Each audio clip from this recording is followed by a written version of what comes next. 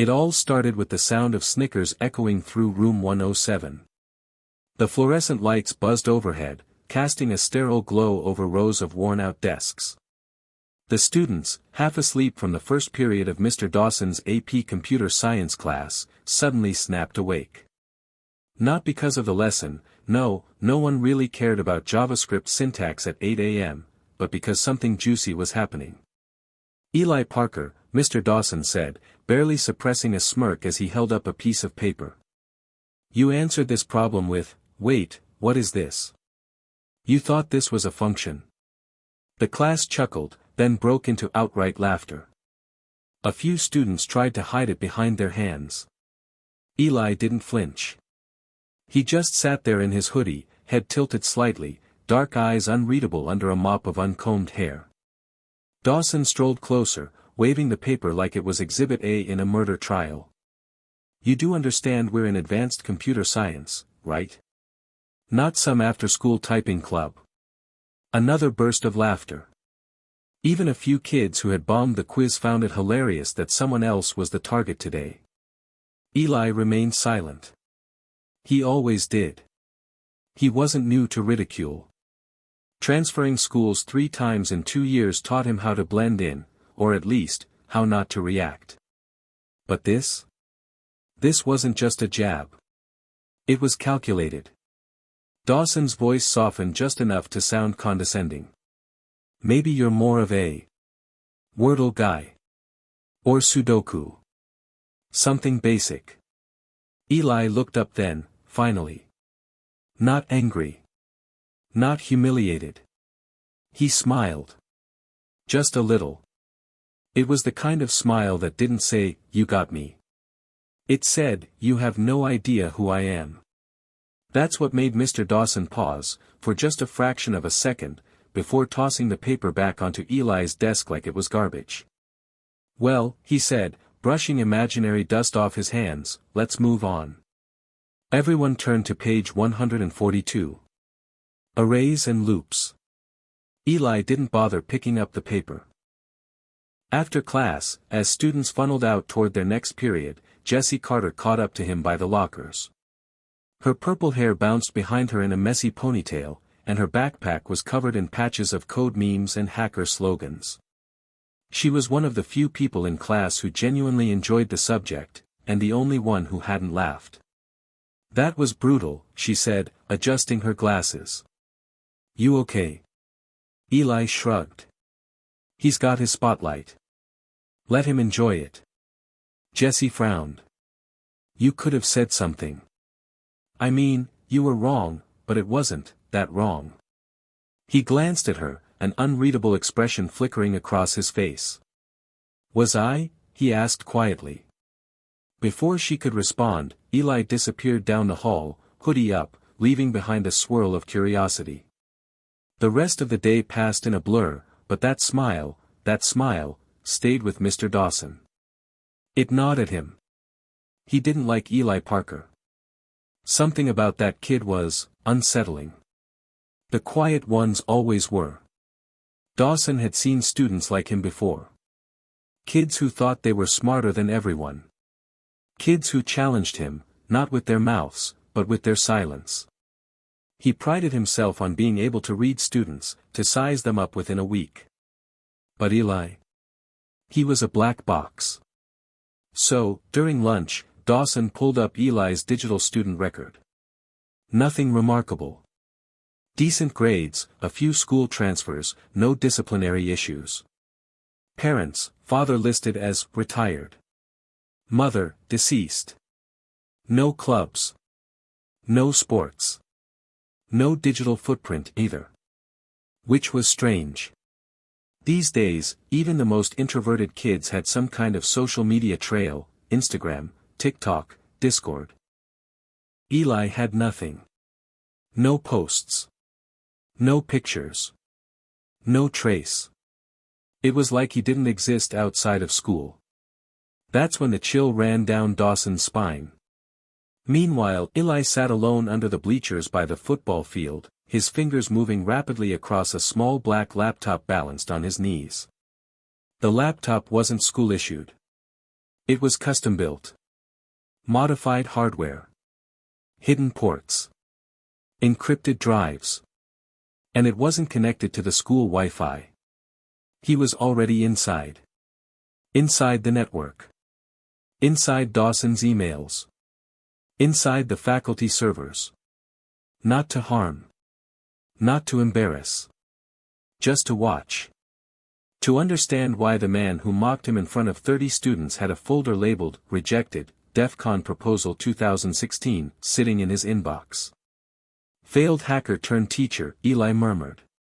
That tracks. His fingers paused. He'd known teachers like Dawson before. Not evil. Just bitter. Men who once dreamed of Silicon Valley corner offices and ended up grading multiple-choice tests for a living. Still, something else about Dawson's records was off. Encrypted files buried deep inside a subfolder named archives_personal. They weren't school-related. They were surveillance logs. IP addresses. Video feeds. Email tracking. And Eli recognized the IP formats. They were government. Or ex-government. His brow furrowed. Was Mr. Dawson watching him? No, that wasn't right. These logs predated Eli's transfer to this school. So, who had Dawson been watching? Before he could dig further, a notification blinked in the top corner of his screen. You've been found. No sender. Just a flickering message in red. Eli's heart rate jumped. He tapped a few keys. The screen went black. He restarted the system in safe mode, began scanning for intrusions. There were none. Nothing had been breached. The message hadn't come through the network. It had come from outside. Somewhere else. He closed the laptop carefully and slid it back into his backpack. His eyes scanned the bleachers, then the field, then the camera above the gym. Whoever sent that message knew who he was. And worse, they knew where he was. Later that night, in the quiet of his bedroom lit only by the hum of LED strips and the glow of 3 monitors, Eli ran the message through an analysis tool. He decrypted the metadata. The IP pinged from multiple locations. Bounced. Masked. Routed through a dozen countries. But one tag stood out, buried deep in the source code. RogueGhost.v2. His blood ran cold. He hadn't heard that name in 2 years. Not since the blackout hack, when half the eastern seaboard went dark for 12 minutes and the government swore it was a technical malfunction. He knew better. And so did Rogue Ghost, a phantom hacker believed to be gone. Retired. Arrested. Dead. But now. He was back. And he was watching. Hit subscribe and leave a comment with where you're watching from. This story might just spark a new beginning. What's one thing that always pushes you forward, even when things get tough? Eli Parker wasn't born with a silver spoon. He was born with a soldering iron in one hand and a second-hand laptop in the other. At least, that's how his father liked to tell it. You didn't cry when you came out, his dad used to joke. You pinged the nearest Wi-Fi. Growing up in a small town outside of Pittsburgh, Eli's childhood wasn't filled with playgrounds or playdates. It was filled with flickering screens, the hum of fans, and the smell of burnt circuit boards. His mother, Claire, had passed away when he was 7, leukemia. After that, it was just him and his dad. Joseph Parker was many things: intense, brilliant, paranoid, and, once upon a time, a senior cybersecurity analyst for the FBI. By the time Eli was 10, he had memorized the structure of a brute force attack and could recite the basics of AES encryption like a nursery rhyme. But Joseph didn't just teach his son how to code. He taught him why to code. Most people think hacking is about breaking things, Joseph told him once, during one of their late-night sessions at the kitchen table. It's not. It's about understanding what shouldn't be broken, and protecting it before someone else does. That philosophy stuck with Eli. He wasn't interested in being some anonymous script kiddie showing off on the dark web. He didn't want fame. He didn't want chaos. He wanted control. Precision. Purpose. He wanted to build a digital armor around the people who couldn't protect themselves. But the world didn't reward quiet protectors. It punished them. By the time Eli turned 13, he'd already flagged vulnerabilities in 3 major educational software systems. Not that anyone listened. He sent his findings anonymously. Sometimes he watched the companies patch the holes months later, sometimes not at all. At 14, his father gave him a choice: do you want to go to a STEM summer camp, or build your own VPN from scratch and test it against my firewalls? Eli grinned. By 15, they weren't just playing anymore. They were investigating. Together. That's when they found it, Project Vigil. Hidden inside a ghost server cluster with no DNS records. Unindexed. Unclaimed. The kind of place most people never see because it's not supposed to exist. The system was incomplete, but the architecture was advanced, too advanced for any known government system at the time. It was part AI, part predictive surveillance engine. A kind of digital crystal ball, capable of mapping threats before they happened. Joseph never told Eli how he found it. He just said, someone's trying to build the future without asking if they should. They downloaded a fragment. And from that moment, everything changed. A few months later, Joseph Parker vanished. No warning. No trace. No note. Just an empty house, a ransacked office, and a strange encrypted USB drive left in Eli's sock drawer with a sticky note that read: if something happens to me, protect the code. Trust no one, not even the law. He was 16. Alone. And smarter than anyone around him. 3 schools in 2 years. Not because he was a troublemaker, but because people like Eli didn't fit. He was always the quiet kid in the back, the one teachers underestimated, the one other students found weird.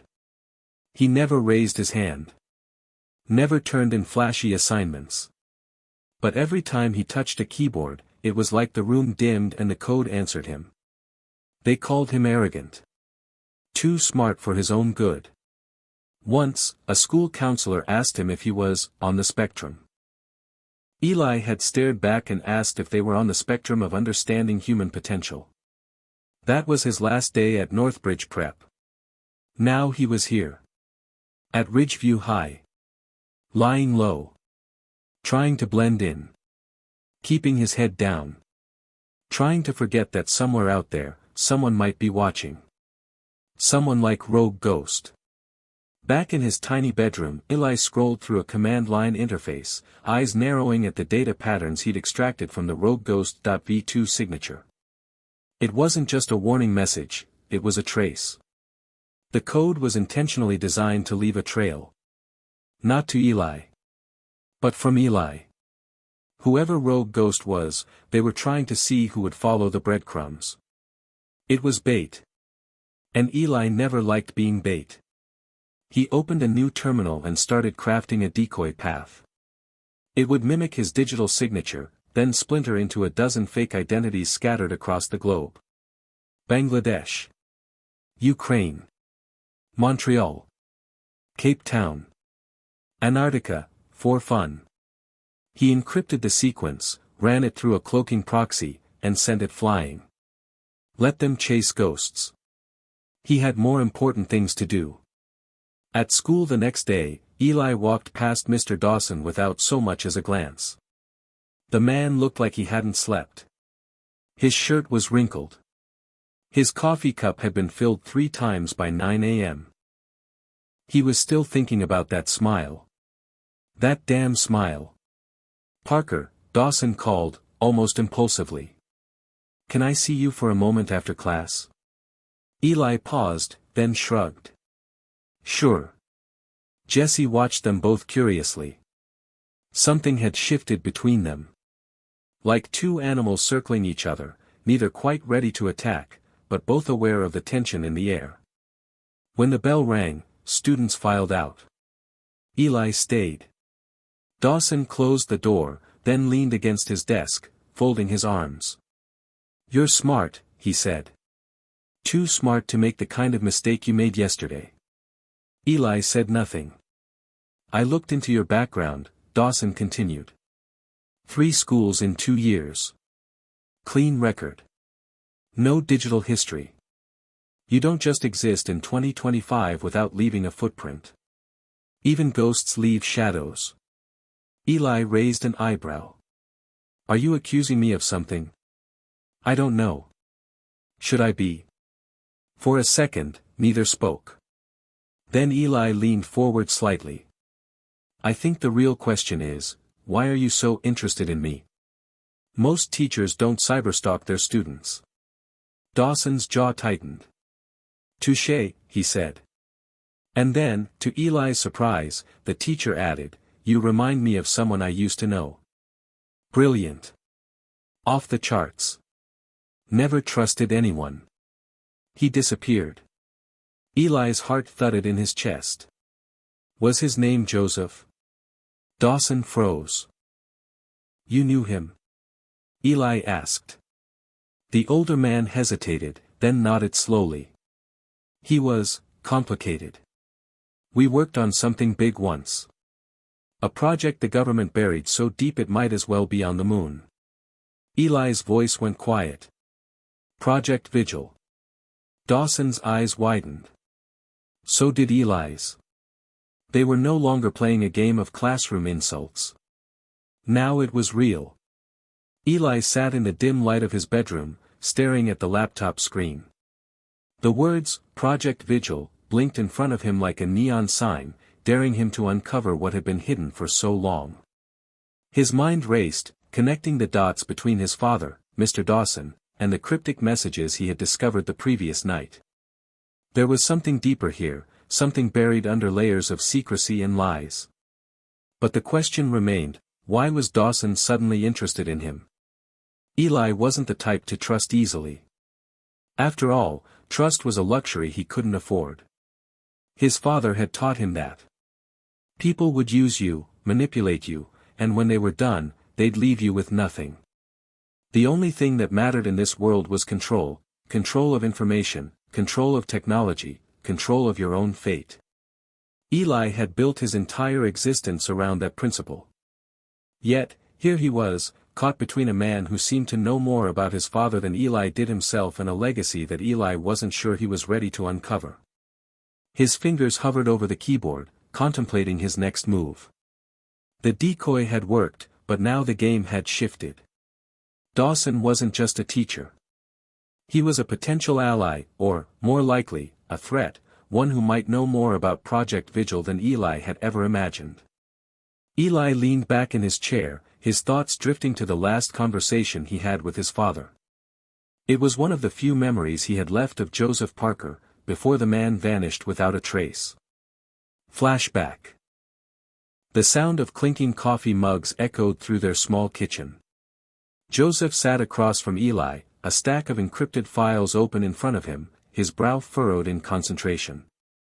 Eli was only 15, but he understood more about computers and security than most people would in a lifetime.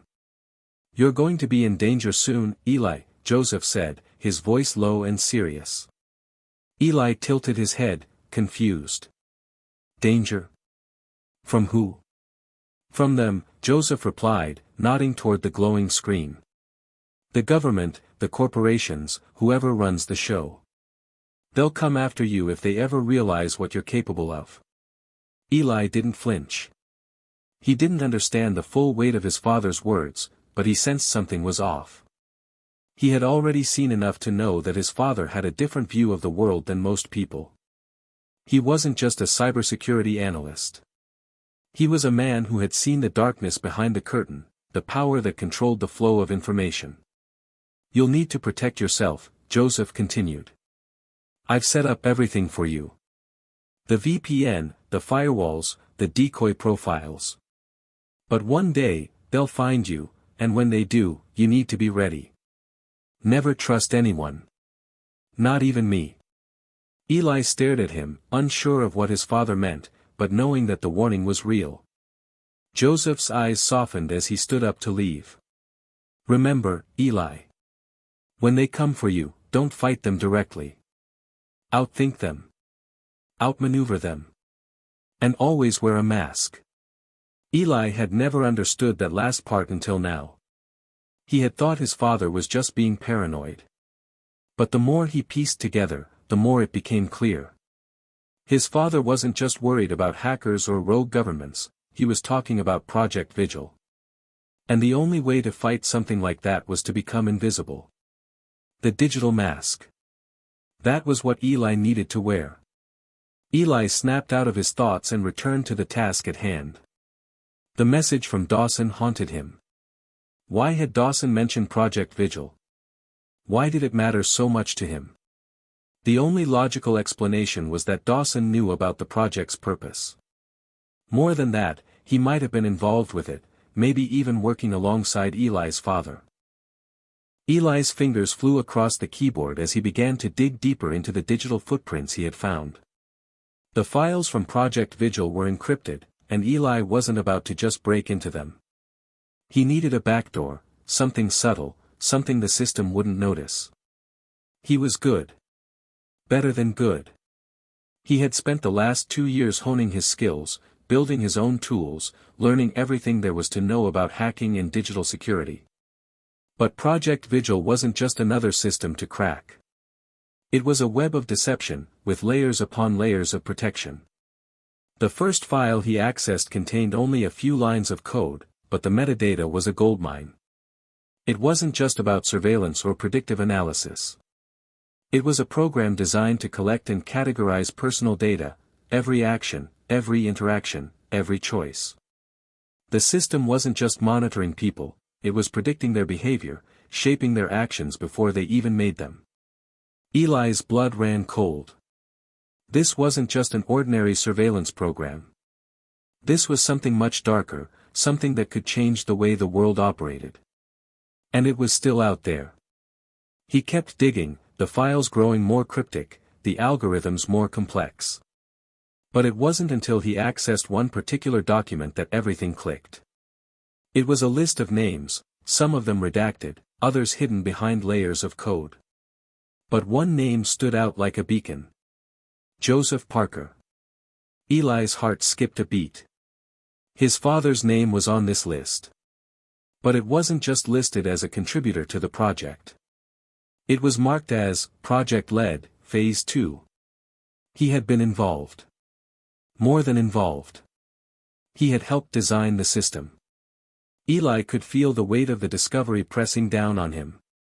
Everything his father had warned him about, everything Eli had believed to be a series of coincidences, was suddenly tied to this single moment. Project Vigil wasn't just some abandoned government experiment, it was the very thing that had pulled his father into the shadows. And now, it was pulling Eli in too. He closed his laptop slowly, his mind reeling. He couldn't do this alone. He needed help. But he couldn't trust anyone, not Dawson, not Jesse, not even the police. If Project Vigil was as powerful as it seemed, no one was safe from its reach. The next day at school, Eli kept to himself. He didn't go looking for answers. He couldn't afford to. If Dawson was involved with Project Vigil, there was no telling how deep this rabbit hole went. Eli knew better than to expose himself prematurely. But as he sat through his classes, he couldn't shake the feeling that something was coming. Something big. After school, Jessie found him again by the lockers, her expression more serious than usual. "You're avoiding me," she said, crossing her arms. "You haven't replied to any of my messages. What's going on?" Eli hesitated. He could feel the weight of the secret pushing down on him. But he couldn't tell her the truth, not yet. "Nothing's going on," he said, offering a half smile. "Just thinking." Jessie didn't look convinced, but she let it go. For now. Eli's gaze drifted toward the door, toward Dawson's office. Something told him that the answers he was looking for were closer than he realized. But one thing was certain, if he was going to uncover the full extent of Project Vigil, he would have to do it alone. And he'd have to wear a mask every step of the way. The night was always the quietest time for Eli. The world outside slowed down, leaving him alone with his thoughts, the hum of his computer, and the flickering blue light that illuminated his room. But tonight, the silence felt heavy. Eli had just discovered the truth about his father's involvement in Project Vigil, and now he had to figure out what to do with it. Closing his laptop slowly, he sat back in his chair, staring at the ceiling. His father's name was at the center of everything. Joseph Parker had been more than just a casualty in this project. He had helped design it, built it, possibly even anticipated the consequences. But why? What had driven him to involve himself in something so dangerous? Eli's mind raced as he thought back to the last conversation he had with his father, the warning, the urgency in his voice when he told Eli to wear a mask, to protect himself. Joseph had known something that Eli hadn't understood at the time. He wished he could go back, ask more questions, dig deeper into his father's past. But now, it was too late. With a sigh, Eli pushed the thoughts away. He couldn't afford to dwell on the past. Not now. He needed to focus on the present, on the next steps. Dawson had to be the key, but Eli couldn't just approach him directly. The teacher was too unpredictable, too dangerous in his own right. And if Dawson had truly been part of Project Vigil, it meant that he wasn't just any teacher, he was someone to be feared. Eli's eyes fell on his phone. Jessie's name was still there, her messages blinking in the corner of the screen. She hadn't given up on him. She had been persistent, even when Eli had kept her at arm's length. Her concern was obvious, but so was her curiosity. She wanted to know what was going on, and Eli could tell that she wasn't going to let it go easily. If he didn't keep her at a distance, if he didn't push her away, she might end up being dragged into this web of deceit with him. But that thought didn't sit well with him. Jessie was smart. She could be useful. More than that, she could be a friend. And as much as Eli hated to admit it, he needed one. Because the road ahead wasn't one that he could walk alone. After a long pause, he unlocked his phone and typed a message. I need to talk. Meet me at the library tomorrow after school. He hit send, then closed his eyes, leaning back in his chair. His fingers drummed nervously on the desk. He wasn't sure what he was going to say, or what she would think of him when she learned the truth. But at least he was taking the first step. The next day, Eli barely focused in class. His mind was elsewhere, constantly circling back to Dawson, to Project Vigil, and to the mystery of his father's disappearance. When the bell rang, signaling the end of the day, he grabbed his backpack and headed straight for the library. It was one of the few places on campus where Eli could think clearly. The smell of books and the quiet murmur of students made it the perfect escape from the chaos of school. He found an empty table near the back, far from prying eyes. He was just setting up his laptop when Jessie walked in.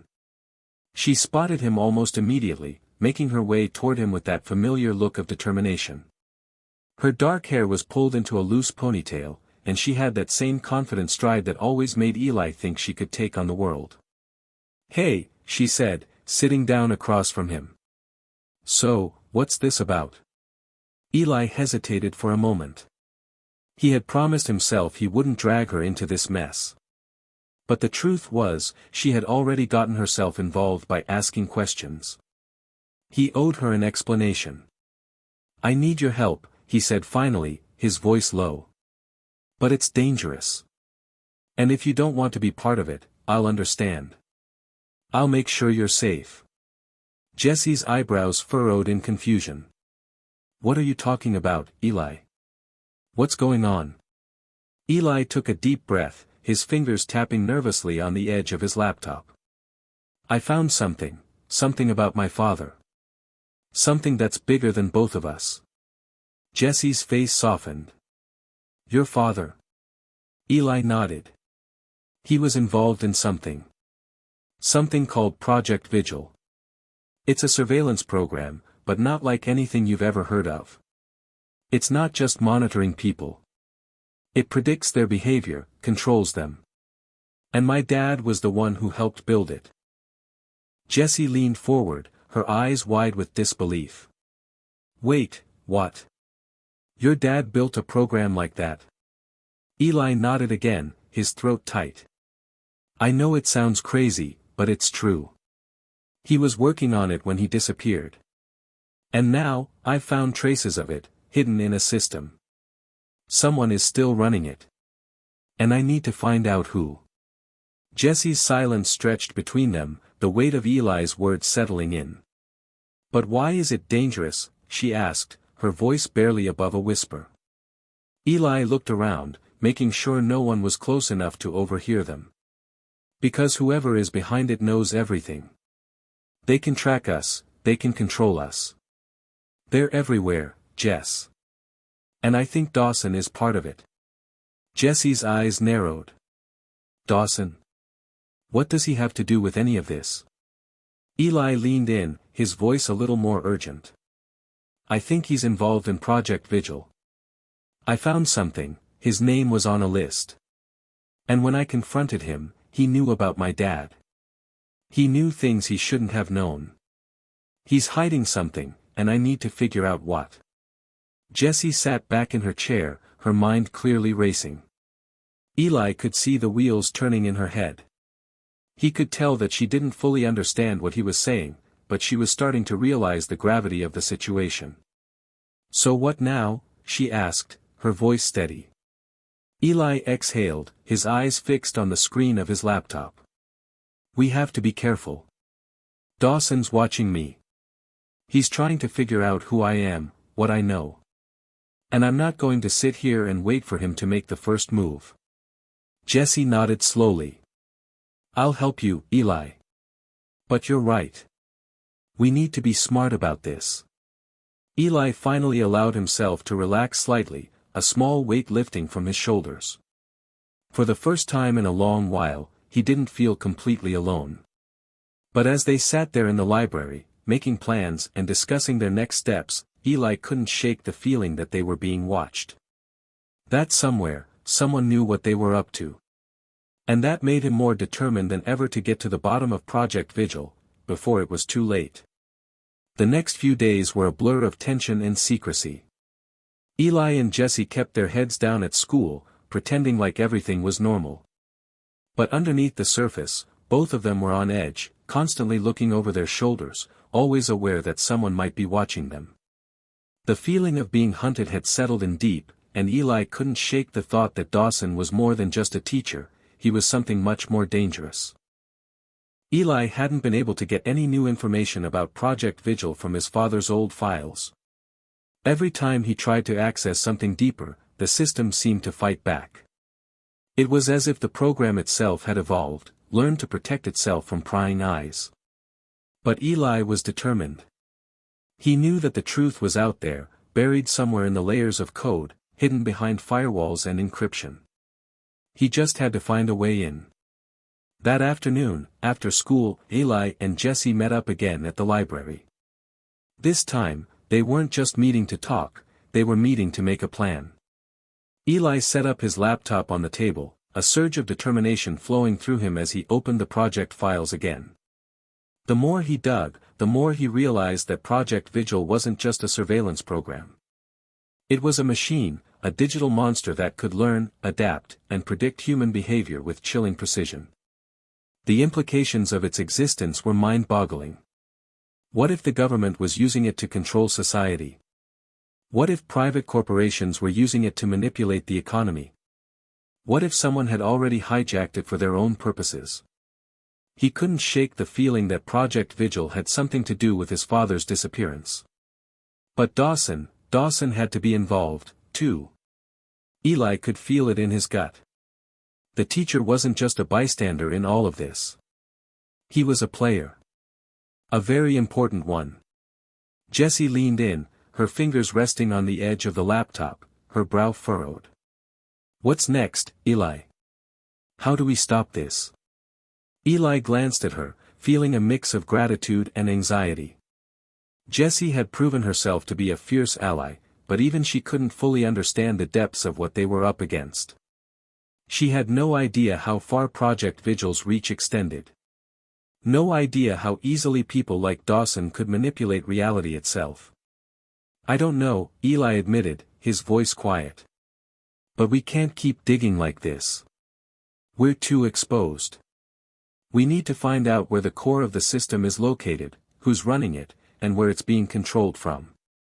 If we can get to the heart of it, maybe we can destroy it." Jessie's eyes widened. Destroy it? How are we even going to do that? This isn't some regular hacking job, Eli. This is huge. We're talking about a system that can predict the future. Who could control something like that? Eli ran a hand through his hair, his gaze returning to the screen. "I don't know, Jess. But I do know one thing. Dawson isn't just a teacher. He's using us. He's watching us." Jessie leaned back in her chair, crossing her arms. "So what are we supposed to do now? Just wait for him to make a move?" Eli shook his head. "No. We need to go on the offensive. If Dawson knows we're onto him, then we need to force him into the open. He's not going to let us uncover everything without a fight." "But how?" Jessie asked, her voice tinged with frustration. "How do we even begin to do that?" Eli stared at the screen, his fingers hovering over the keyboard. He wasn't sure if he had the answers. But there was one thing he knew for certain: they had to act fast. The longer they waited, the more dangerous it became. And with Dawson growing more suspicious by the day, they couldn't afford to make another misstep. Suddenly, Eli had an idea. He wasn't sure if it would work, but it was worth a shot. "Dawson's been keeping an eye on us, but we can turn the tables," Eli said, his voice gaining strength. "We can feed him false information. Throw him off the trail." Jessie raised an eyebrow. "False information?" Eli nodded. "We can plant some decoy files, something that'll make him think we've already cracked the code. It'll get him to reveal his hand. If we play it right, he'll come to us." Jessie's eyes lit up. That could work. Eli smiled, feeling a surge of confidence. "Exactly. We make him think we've figured it out, and he'll be too eager to get to us first. We'll get the information we need, and he won't even know what hit him." That night, Eli stayed up late, crafting the perfect set of decoy files. He modified the Project Vigil algorithms, adding a few lines of code that seemed legitimate but were actually designed to mislead anyone who tried to access them. He spent hours fine-tuning the details, making sure that the files looked just convincing enough to bait Dawson into taking the bait. By the time the early morning hours rolled around, Eli felt the weight of exhaustion in his bones. But he couldn't afford to stop now.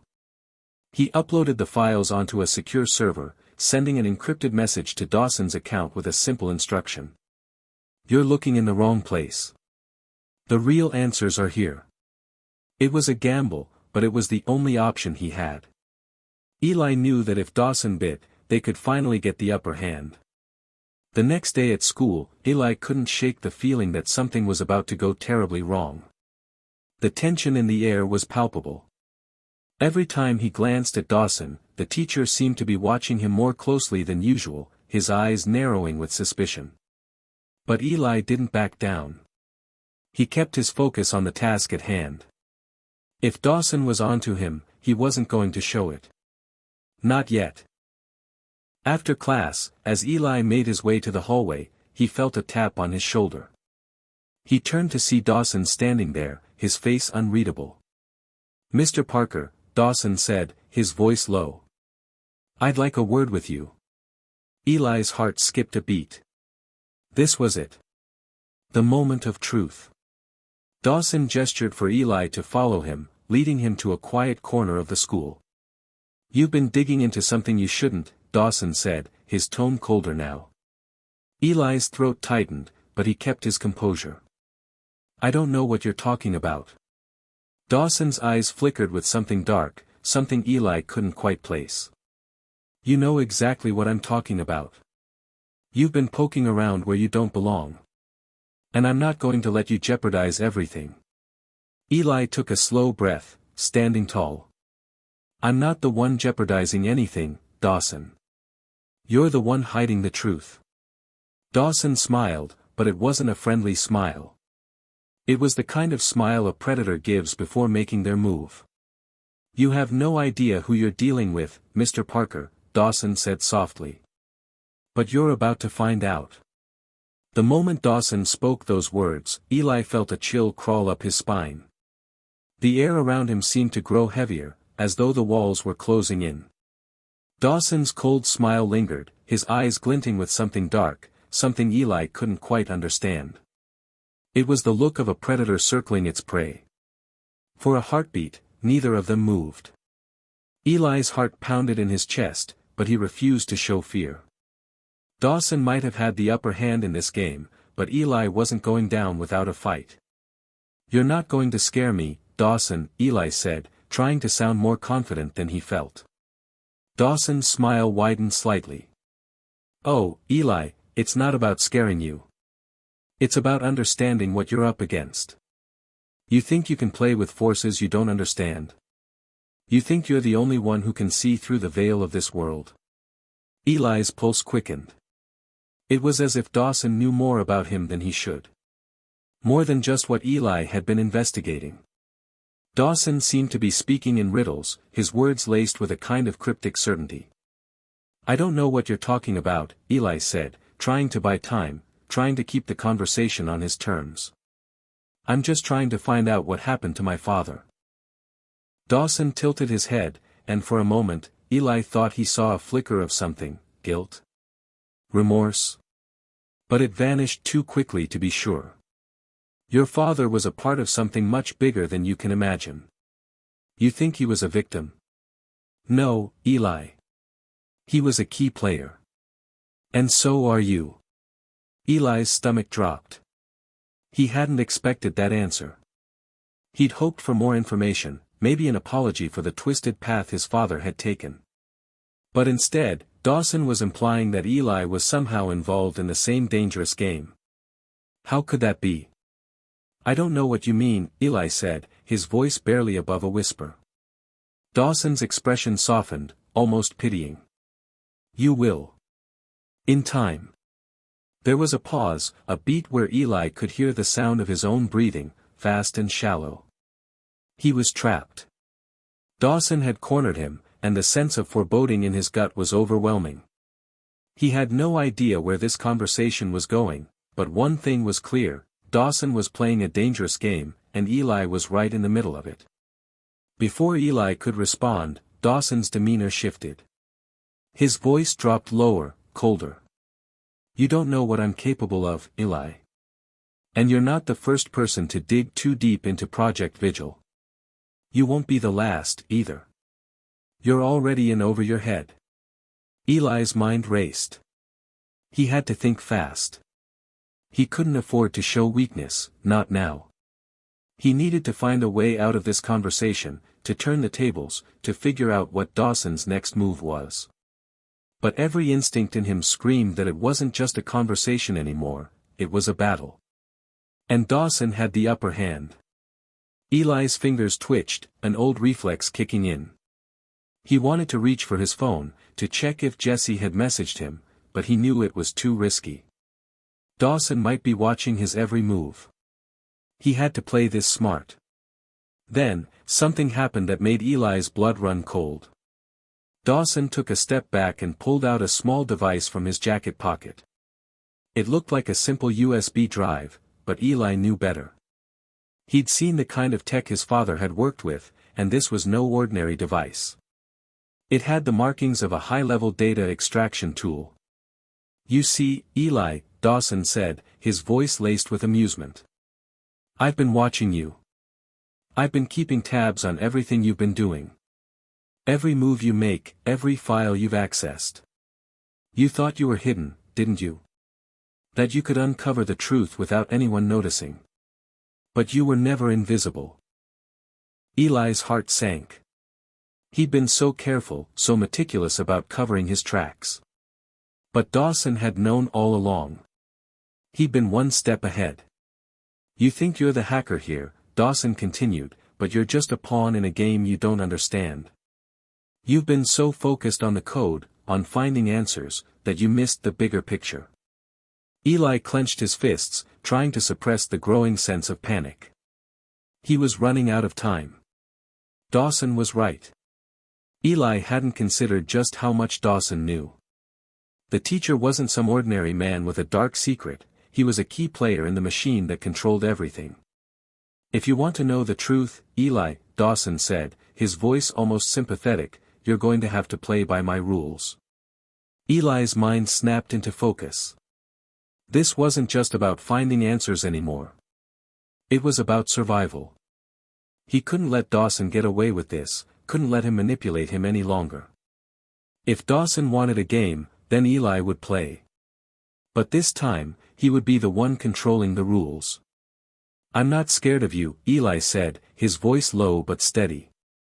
"And I'm not going to stop looking for the truth. You can try to stop me, but you won't." Dawson's smile vanished. For the first time, there was a flicker of genuine anger in his eyes. "You don't understand what you're dealing with. You're playing with fire, and you'll get burned." Eli stood his ground, staring Dawson down. He knew what he had to do. The game had changed, but Eli wasn't about to back down. Dawson might think he was in control, but Eli had something Dawson didn't have, a drive to find the truth, no matter the cost. With a sharp motion, Dawson plugged the device into Eli's laptop, and the screen immediately went black. Panic surged through Eli's chest, but he forced himself to remain calm. This was it. If Dawson was going to shut him down, Eli had to fight back. "I'm not done, Dawson," Eli said, his voice barely above a whisper. "I'll find a way." Dawson's eyes glinted with something dangerous. "We'll see, Eli. We'll see if you can survive this game." Back at home that evening, Eli couldn't shake the feeling of being hunted. Dawson's words echoed in his mind. The teacher wasn't just playing a game, he was toying with him. But Eli wasn't about to let Dawson win. The fight had only just begun, and if there was one thing Eli knew for sure, it was that he wasn't alone in this. Jesse was with him. They were in this together. And together, they would find the truth. No matter the cost. The next few days passed in a blur of unease and fear. Eli's mind never stopped racing, his thoughts consumed by Dawson's cryptic words. "We'll see if you can survive this game." That phrase haunted him, growing darker with every passing moment. Dawson wasn't just trying to stop him, he was testing him. But Eli had no intention of backing down. However, something wasn't right. The feeling of being watched intensified. At school, Eli couldn't shake the sense that every step he took was being monitored, every conversation overheard. It wasn't paranoia, it was the cold, hard truth. Someone was watching them. The morning after the confrontation with Dawson, Eli met Jessie at their usual spot in the library. She was already there, scanning the room nervously. Eli felt the tension in the air before she even spoke. "Eli," she said, her voice barely a whisper, "I don't think we're alone anymore." Eli sat down beside her, the weight of her words settling into his chest. "What do you mean?" Jessie leaned in, glancing over her shoulder as if expecting someone to be watching. "I did some digging. You know how Dawson said he's been watching us? Well, I don't think it's just him. I think we're being tracked." Eli's stomach dropped. He had suspected something like this, but hearing it confirmed sent a wave of dread through him. Tracked? By who? Jessie's eyes flickered with worry. "I found something. A few odd emails in my inbox, ones that look like they came from an anonymous source. They were monitoring my movements online, stuff I searched for, files I opened. It's all in the metadata. Someone's been keeping tabs on everything we do, Eli. And it's not just a coincidence." Eli's mind raced. If Jesse was right, they weren't just dealing with Dawson anymore. Project Vigil, whatever it was, had its reach far beyond what they had imagined. It was bigger, more powerful. They had already stumbled too far down the rabbit hole. And now they were trapped. "I've been feeling it too," Eli confessed, rubbing his temples. "I thought it was just paranoia, but I keep getting these strange notifications. It's like someone's trying to get into my phone. No matter what I do, I can't block them out." Jesse nodded. "That's what I mean.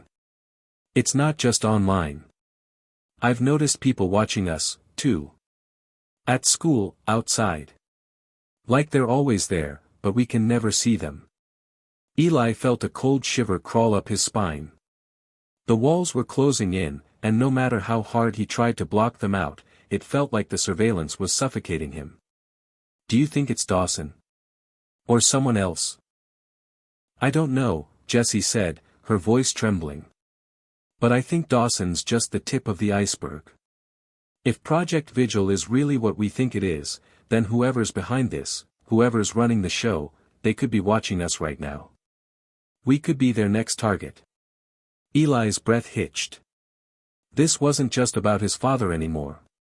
This was about them, about their lives. They had unknowingly stepped into the crosshairs of something dangerous, something that had the power to destroy everything they knew. "We need to figure out what Project Vigil really is," Eli said, his voice shaking with determination. "And we need to do it fast." Jessie glanced around nervously, then leaned closer. "I've been thinking," she said, her voice lowering. "I think we need to go after the people behind Project Vigil. Whoever they are, they're the ones pulling the strings. If we can find them, we can finally uncover the truth." Eli nodded, his mind already working through the logistics. "But we don't even know where to start. Project Vigil is a digital shadow. It's not like there's a headquarters we can just walk into." Jesse's eyes glinted with an idea.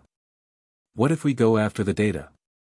If we can track the servers, the network where Project Vigil is being controlled from, we might be able to find a way in." Eli's heart skipped a beat. She was right. If they could find the source of the surveillance, if they could infiltrate the system at its core, they might be able to bring it down from the inside. The plan felt reckless, but it was the only option they had left. They needed answers, and they needed them now. Later that night, in the dim light of his bedroom, Eli sat in front of his laptop, fingers flying over the keyboard as he worked to break through the encrypted files he had stolen from his father's old computer. He couldn't shake the feeling that someone was watching him, that his every move was being scrutinized. But he had no choice. He had to keep going. The hours ticked by as he sifted through the data, searching for anything that could lead him to the heart of Project Vigil. The files were scattered, fragmented, like pieces of a puzzle he could barely make sense of. But then, as his screen flickered, something caught his eye, a string of code, hidden in the depths of a log file. It was a remote access code. Eli's breath caught in his throat.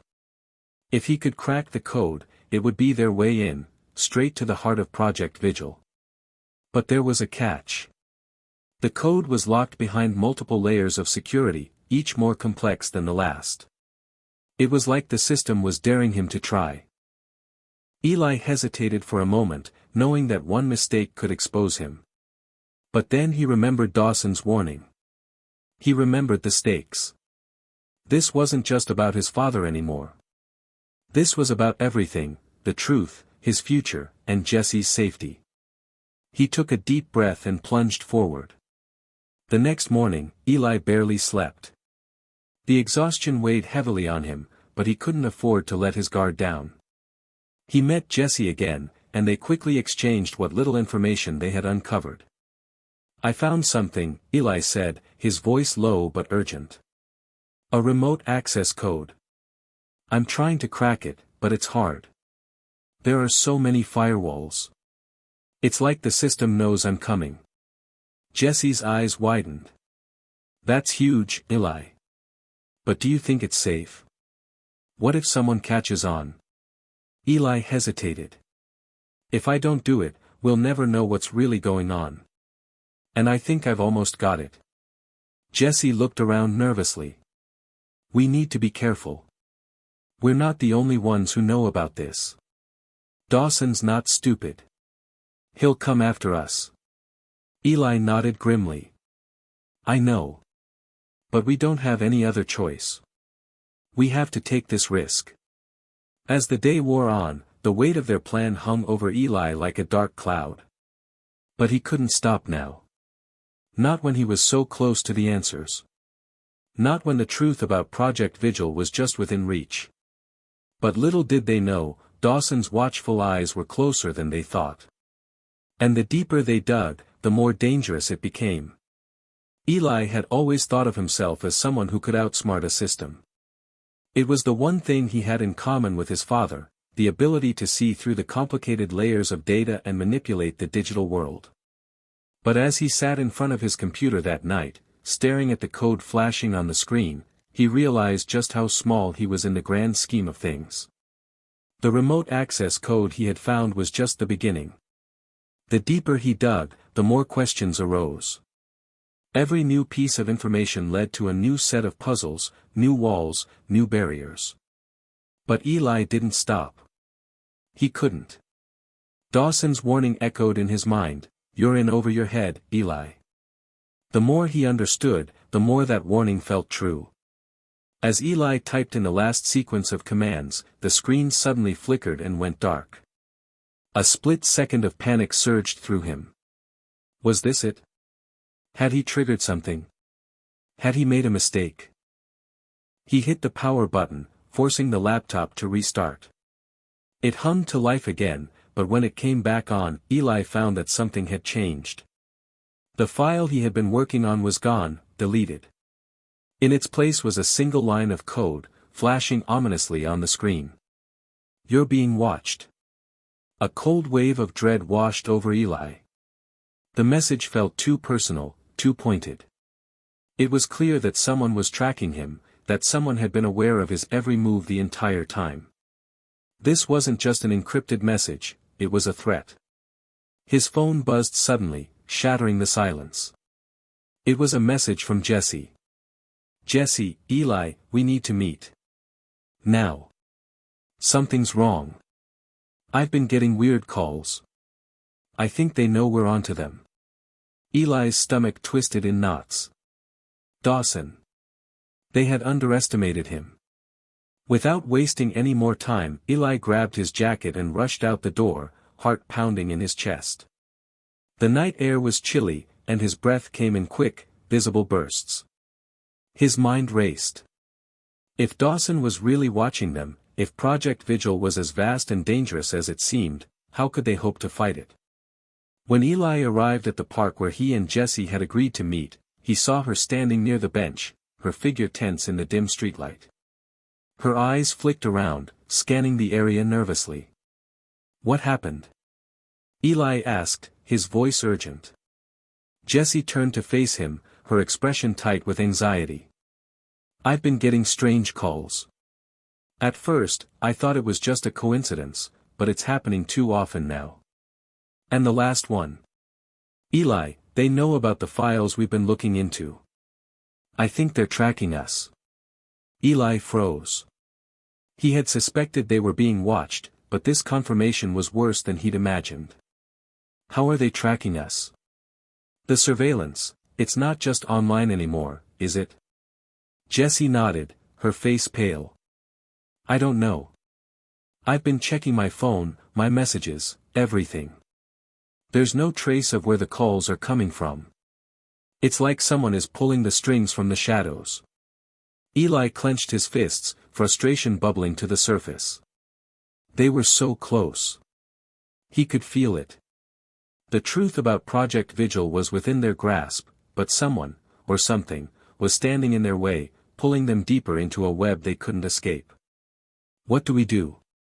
Jessie asked, her voice barely above a whisper. "We can't keep running. We need answers." Eli's mind raced. He knew they couldn't keep playing it safe. They had to take a risk, go deeper. But this time, they had to be smart. They couldn't let Dawson, or whoever was behind Project Vigil, see them coming. "We need to go back to where it all started," Eli said, his voice steady with resolve. "We need to get to the source of the code. I think my father left something behind. Something that could lead us to the heart of it all." Jesse looked uncertain. "But we don't know where that is. How do we even get in?" Eli's gaze sharpened. "I have an idea. The remote access code I found, it's tied to a system. A secure location where Project Vigil is controlled from. If we can track that location down, we can get inside. And when we do, we'll find the truth." Jesse hesitated but then nodded. "All right. Let's do it. But we need to be careful. Dawson's not the only one we're up against now." Eli agreed. The deeper they went, the more dangerous things became. But there was no turning back now. Later that night, Eli and Jesse huddled in the shadows of an abandoned warehouse on the outskirts of town. They had managed to track down the location they were looking for, the server farm that housed the core of Project Vigil. But getting inside wouldn't be easy. The building was heavily guarded, its exterior fortified against any unauthorized access. "We'll need to get through the security systems," Eli said, as he scanned the building's layout on his laptop. "And I'm guessing Dawson isn't the only one keeping an eye on this place." Jessie glanced at the building, her eyes narrowing. "It's risky, Eli. What if they're waiting for us?" "I know," he replied. "But we don't have a choice. This is our only chance." Eli focused on the screen, inputting a series of commands to bypass the outer security systems. His fingers moved quickly, bypassing layers of encryption. The tension in the air was palpable, and every time a guard passed by the building, Eli's heart skipped a beat. Finally, the door to the warehouse clicked open, and they slipped inside, moving quickly through the shadows. The space was vast, filled with rows of servers humming softly in the dark. Eli and Jesse crept through the aisles, their footsteps muffled by the thick carpet of dust on the floor. They reached the center of the room, where the most important servers were housed, the ones that contained the core data of Project Vigil. Eli quickly connected his laptop to the terminal, fingers flying over the keys.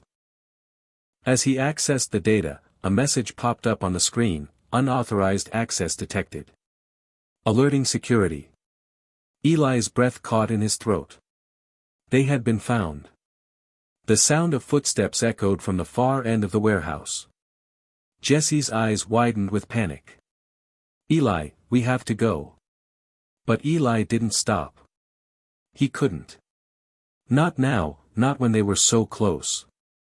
He quickly copied the files onto a portable drive and shut his laptop, just as the first of the guards rounded the corner. "Go," he shouted. They sprinted toward the exit, adrenaline surging through their veins. But as they reached the door, the unmistakable sound of a voice halted them. "Did you really think you could outrun this, Eli?" Eli froze. It was Dawson. Eli's heart pounded in his chest, his breath coming in short gasps as he turned to face Dawson. The cold, calculating expression on Dawson's face sent a chill down his spine. It was as though the world had shifted, and Eli found himself at the center of a storm he couldn't escape from. "Did you really think you could outrun this, Eli?" Dawson repeated, his voice dripping with both amusement and something far more menacing. Jessie grabbed Eli's arm, her grip tight with fear. She wasn't as quick to recover as Eli, her mind racing to find a way out. But the exit was behind them, and the guards were closing in. There was nowhere to run. Eli tried to steady himself, but the weight of Dawson's gaze was suffocating. The files they had stolen, everything they had risked for, was in Eli's pocket, tucked into a small portable drive. He could feel the weight of it against his side, a constant reminder that the truth was within reach. But was it worth the cost? "Dawson," Eli began, his voice shaking despite his attempts to sound confident. "What is this? What's really going on here?" Dawson smiled, but it wasn't a comforting smile, it was the smile of someone who knew the answer, someone who had the upper hand. "You still don't get it, do you?" he said, taking a step forward. "Project Vigil is bigger than you, bigger than your father. It's about control. About power. And you, Eli, are the perfect test subject." Eli's blood ran cold. He had known Dawson was dangerous, but hearing those words made everything they had uncovered feel insignificant. This wasn't just a surveillance program. This wasn't just about data. It was about something much darker. "What do you mean, test subject?" Jessie demanded, her voice cracking with a mixture of anger and fear. Dawson's eyes flickered toward her, then back to Eli. "Your father was one of the first to be recruited for Project Vigil. But you," he paused, letting the words linger in the air. "You're something else entirely. You're the key. You're the next step in our evolution." Eli's mind raced, trying to make sense of the cryptic words. "The next step? What are you talking about?" Dawson chuckled, taking another step closer, his face now inches from Eli's. "Your father was a brilliant man, but he was always too soft. He didn't have the stomach for what needed to be done. But you," he pointed a finger at Eli, a strange mix of admiration and disdain in his eyes. "You're different. You're capable of so much more. That's why we've been watching you." Jessie stepped forward, her eyes blazing with defiance. "No. You don't get to control us. We'll stop you." Dawson laughed again, but this time, there was no humor in it. "You think you can stop this? You're already part of it, whether you like it or not. You're trapped in the web, Eli. And now, it's too late to get out." Eli's mind was spinning.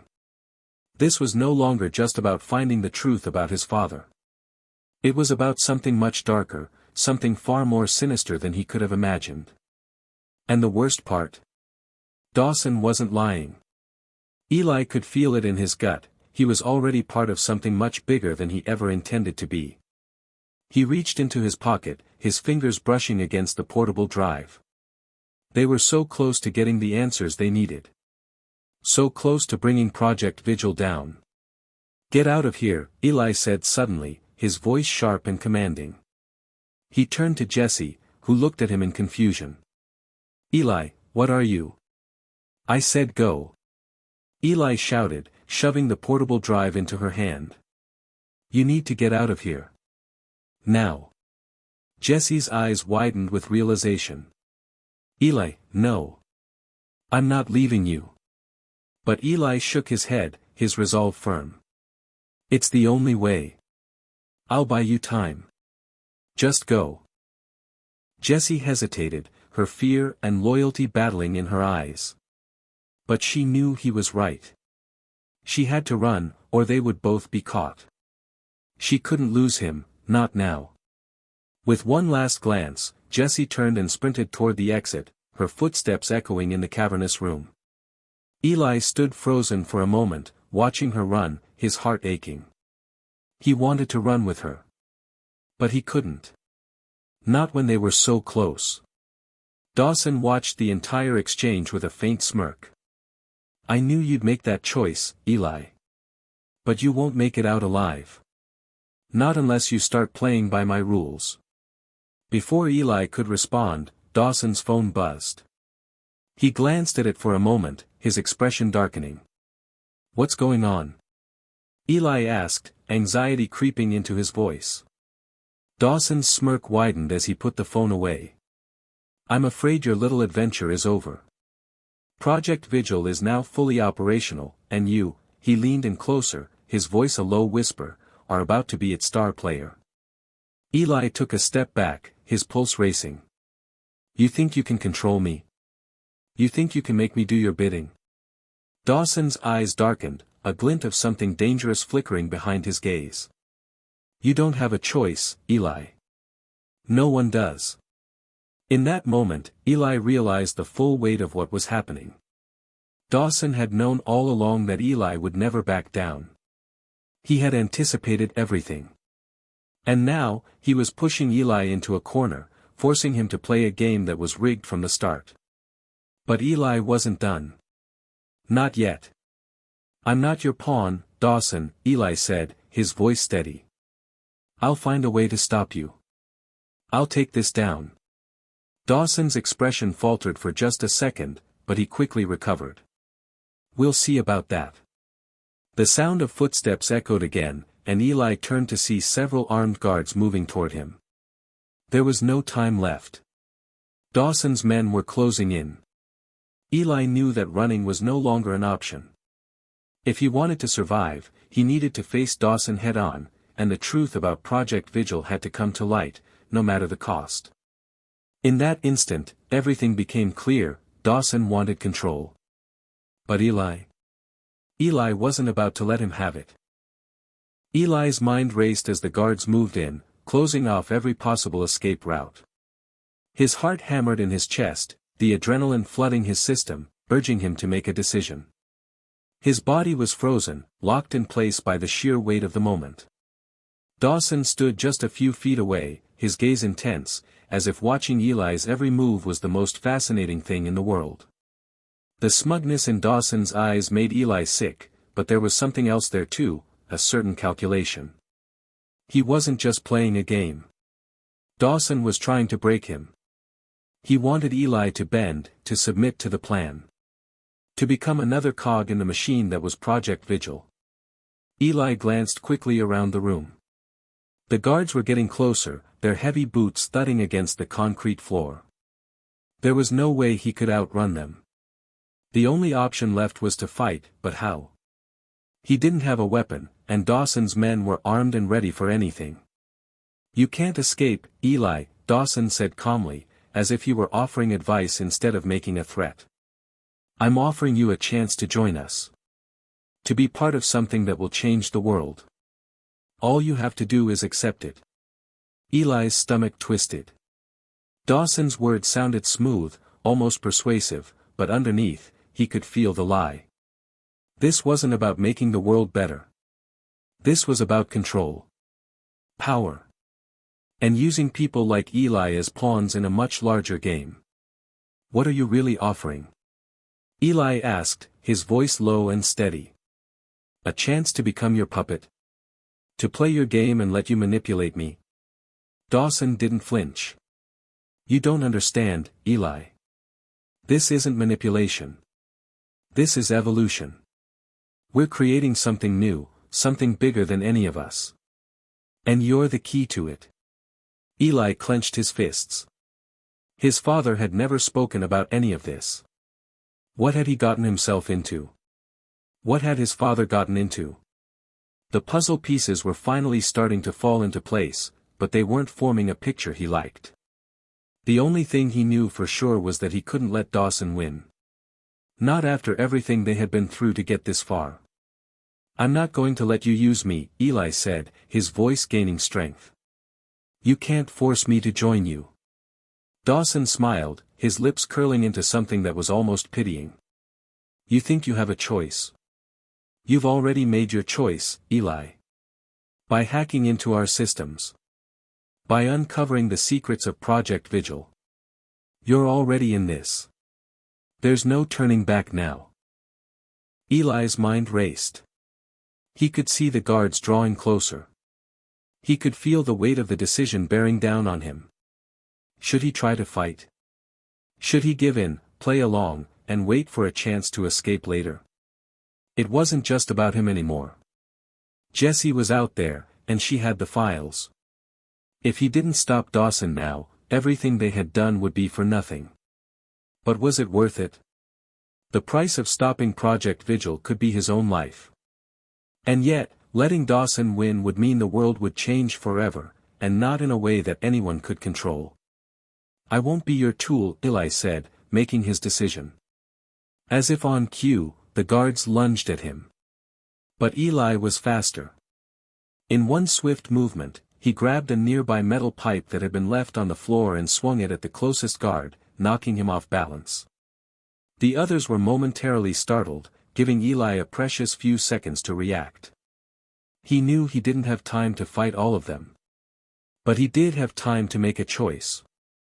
Eli, stop. Dawson called out, his voice tinged with frustration. You can't win this. We're too far ahead. You're just a kid trying to play with the big leagues. But you're out of your depth. For a moment, Eli faltered. Dawson's words stung, but only for a second. He had been underestimated all his life. He wasn't going to let Dawson do it again. With the pipe still in his hand, Eli swung again, knocking the second guard back. He darted between the two, eyes scanning for an exit, for anything that could give him a way out. Eli, come on, Jesse's voice cut through the tension. We've got to move. Eli looked toward the door. Jessie had returned. She hadn't left, and that gave him more strength than he could have ever imagined. Together, they had a chance. Eli, this is your last warning, Dawson said, stepping forward, his voice deadly calm. Give up now, and I might let you walk away. You might just survive this.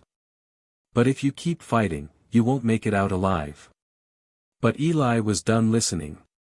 He could feel the weight of the portable drive in his pocket, the very thing that contained the truth they had fought for. Dawson's threats meant nothing now. The world Dawson was trying to build was a world Eli could never be part of. I'm not backing down, Dawson, Eli said, determination in his voice. You can kill me, but I won't stop fighting. Eli turned, grabbing Jesse's hand, and together, they rushed toward the exit. The guards were on their heels, but this time, they weren't alone. The odds were stacked against them, but they weren't going down without a fight. They burst through the door into the night, the cold air a sharp contrast to the sweat beading on their skin. Sirens blared in the distance, and the sound of running footsteps echoed behind them. They were being hunted. Eli, we need to get to the truck, Jessie urged, her voice frantic. We can't outrun them on foot. Eli nodded, his mind working in overdrive. They had to get to the truck. They had to get out of here and make sure the files reached someone who could help. They couldn't trust Dawson, and they couldn't trust anyone involved with Project Vigil. But someone out there had to care about the truth. They had to be stopped. As they ran through the dark streets, Eli felt his mind shifting into a new gear. This wasn't just about survival anymore. It was about taking down Dawson and Project Vigil. The battle had just begun. And Eli was ready. The sound of their feet pounding against the pavement echoed in the empty streets as Eli and Jessie ran for their lives. The night air was cold and sharp, but their bodies were burning with adrenaline. Every breath was a desperate gasp, every step a beat in the race against the unknown. Dawson's men were close behind, the sound of sirens growing louder with every passing second. Eli glanced over at Jessie, her face pale with fear but her determination clear. Her eyes were fixed ahead, not on the danger behind them, but on the goal. They had to get to the truck. They had to escape. Keep going. Eli urged, his voice strained as they pushed harder. Jessie nodded, her face set. We're almost there. They reached a corner, and Eli quickly took the lead, turning sharply onto a quieter side street. They didn't have time to think. They couldn't afford to make any wrong moves now. If Dawson caught them, everything they had worked for would be lost. The portable drive, the data they had stolen, the secrets of Project Vigil, it all hinged on their escape. As they ran, Eli's mind raced. What would Dawson do if he caught them? What had Dawson meant when he said Eli was the key to the next step in Project Vigil? It sounded like they had just scratched the surface of something far more sinister than Eli had ever imagined.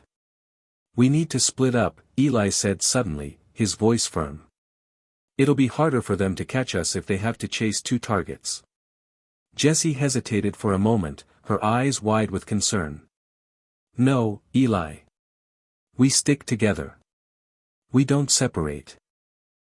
I'm not saying we'll be apart for long, Eli replied, but it's our best shot. You get to the truck. I'll lead them the other way. Jessie bit her lip, clearly torn. But there was no time to argue. They were being hunted. Their only chance was to act fast and smart. "Okay," she said finally. "Be careful, Eli." "You too," he said, giving her a quick nod before darting down another alleyway. Jesse watched him for a second, then took off in the opposite direction, disappearing into the shadows. Eli's pulse quickened as he moved deeper into the maze of backstreets. He could hear the footsteps of Dawson's men growing fainter in the distance, but he knew they weren't far behind.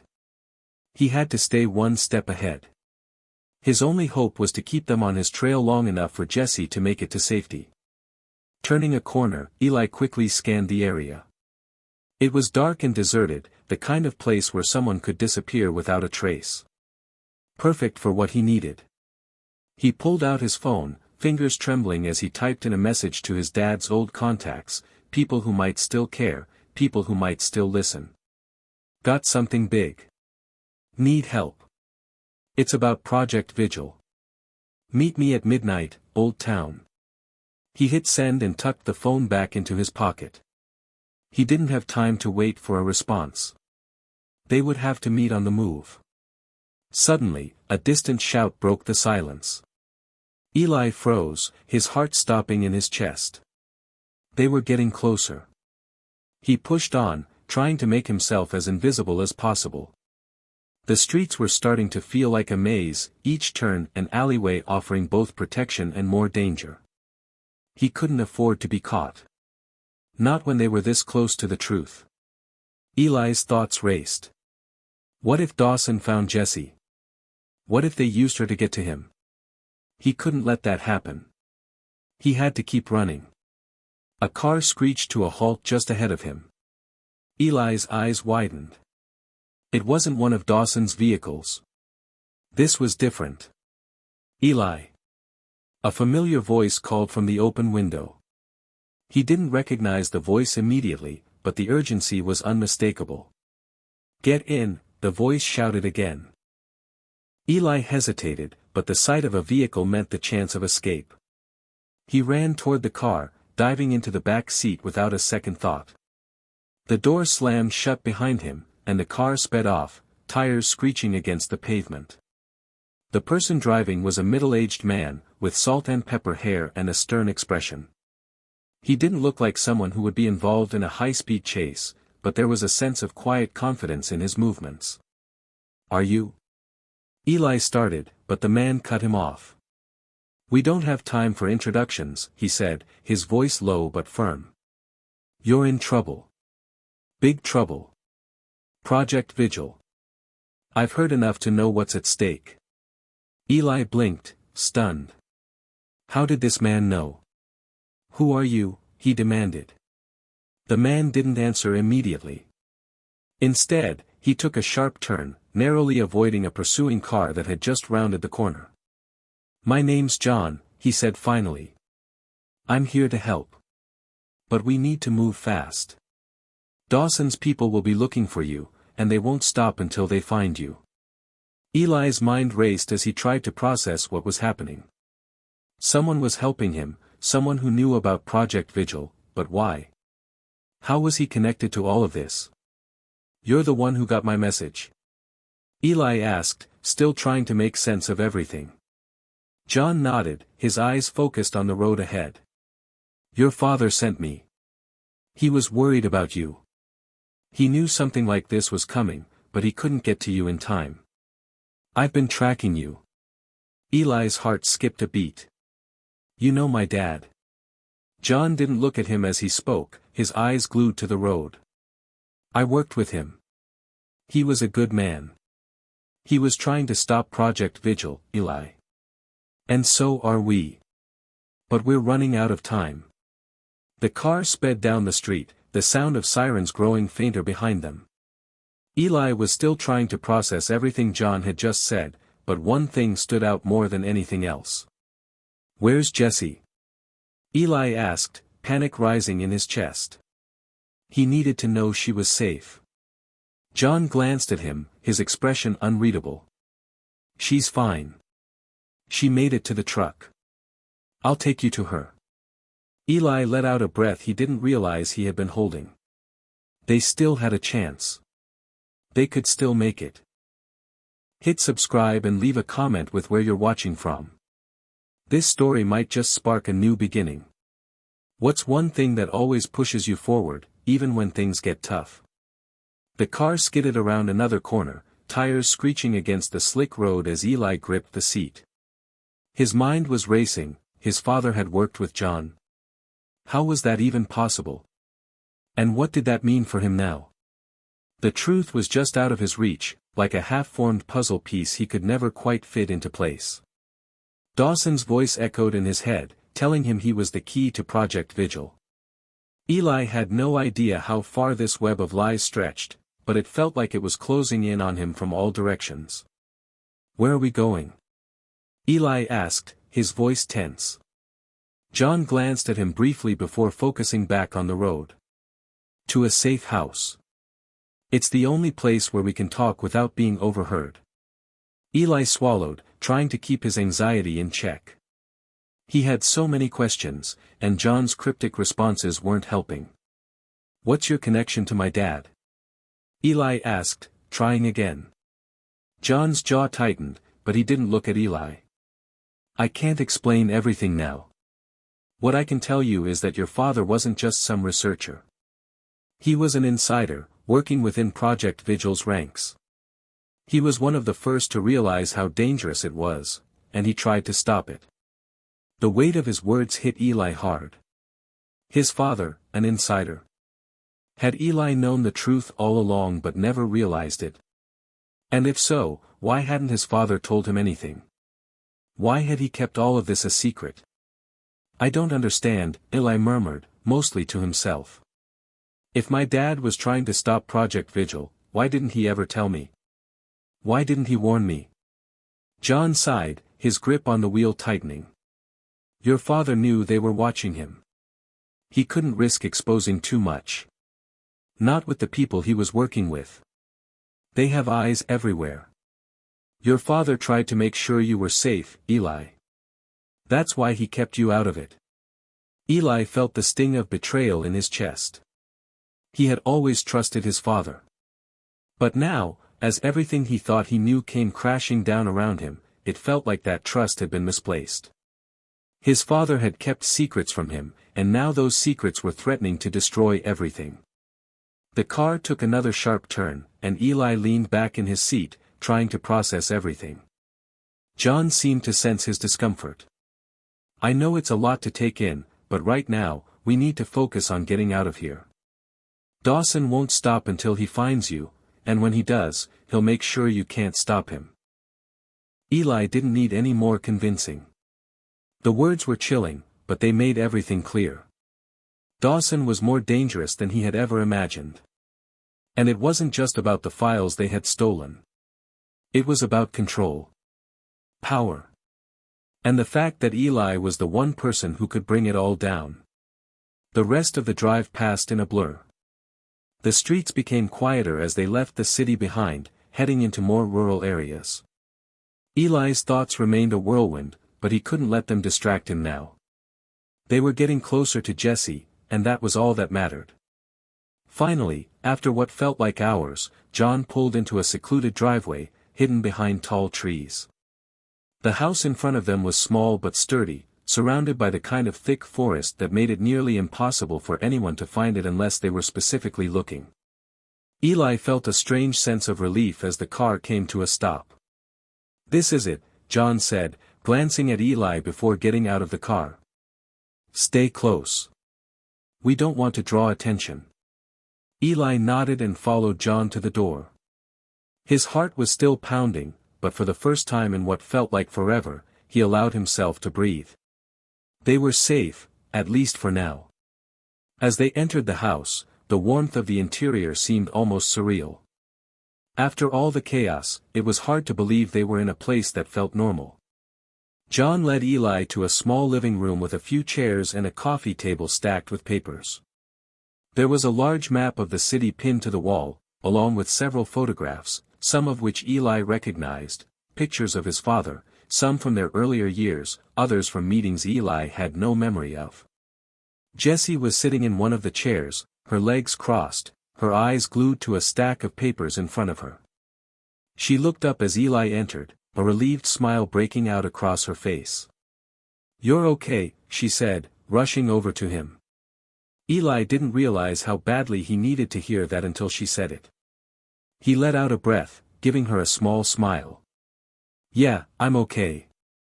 Thanks to you," he said, sitting down beside her. John moved to the desk, pushing aside a few papers before turning to face them. "We've got a lot to talk about," he said, his voice serious. "And we don't have much time." Eli felt a chill run down his spine at the urgency in John's tone. The fight wasn't over. Not by a long shot. "We've got the files," Jesse said, holding up the portable drive. "It's all on here. Everything about Project Vigil. Everything we need to take it down." John nodded. "That's good. But there's more to this than just the data. The real question is how we're going to use it. The people behind Project Vigil aren't just going to roll over because we have evidence. They'll do whatever it takes to protect their project." Eli's stomach tightened. He had known this wouldn't be easy, but hearing it out loud made it all the more real. "So what do we do now?" he asked, looking from Jesse to John. "We need to expose them," John said simply. "And for that, we need to go public. We need to get this information to the right people, people who have the power to do something about it." Eli frowned. "But how? They've already got their claws in everything. The government, the media, everyone is compromised." John's expression darkened. "Exactly. Which is why we need to be careful. There are people we can trust, but they're few and far between. And Dawson? He's already one step ahead of us. He'll be looking for us, trying to track us down."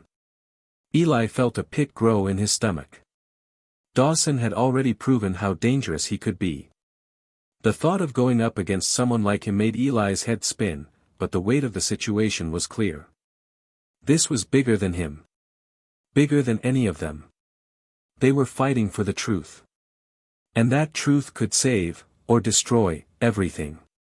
The morning sun barely pierced through the dense trees around the safe house, casting long, eerie shadows across the cabin's wooden floors.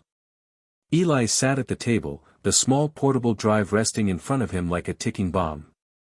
Jessie was pacing back and forth, her eyes constantly darting toward the door, as if expecting someone to burst in at any moment.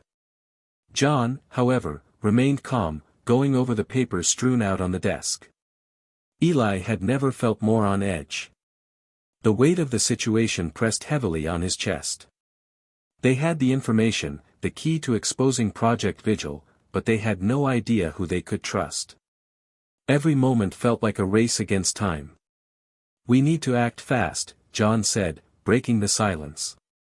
He didn't look up from the papers, but his voice carried an authority that made it clear he was taking charge of the situation. Eli nodded slowly, his mind still reeling. He was overwhelmed by the complexity of it all. It wasn't just about stopping Project Vigil anymore, it was about survival. Dawson was everywhere, his reach extending far beyond what they could have imagined. They were being hunted, and they had no idea how deep the conspiracy went. "Have you thought about where we're going to send this information?" Jessie asked, stopping her pacing to look at John. "We can't just upload it to some random server. They'll track it down in a second." John finally looked up, his expression grim. "We need to go to someone high up. Someone who has the power to expose this for good. Someone who can protect us, too." Eli clenched his jaw. "Do you know who that is?" "Because I don't trust anyone outside this room right now." John's gaze softened, but there was a tiredness in his eyes that betrayed his calm demeanor. "There's a journalist, Rebecca Miller. She's been digging into Project Vigil for months. She's one of the few people I know who isn't compromised. But getting to her won't be easy." "Why?" Jessie asked, her voice laced with skepticism. "What's stopping us from just going straight to her?"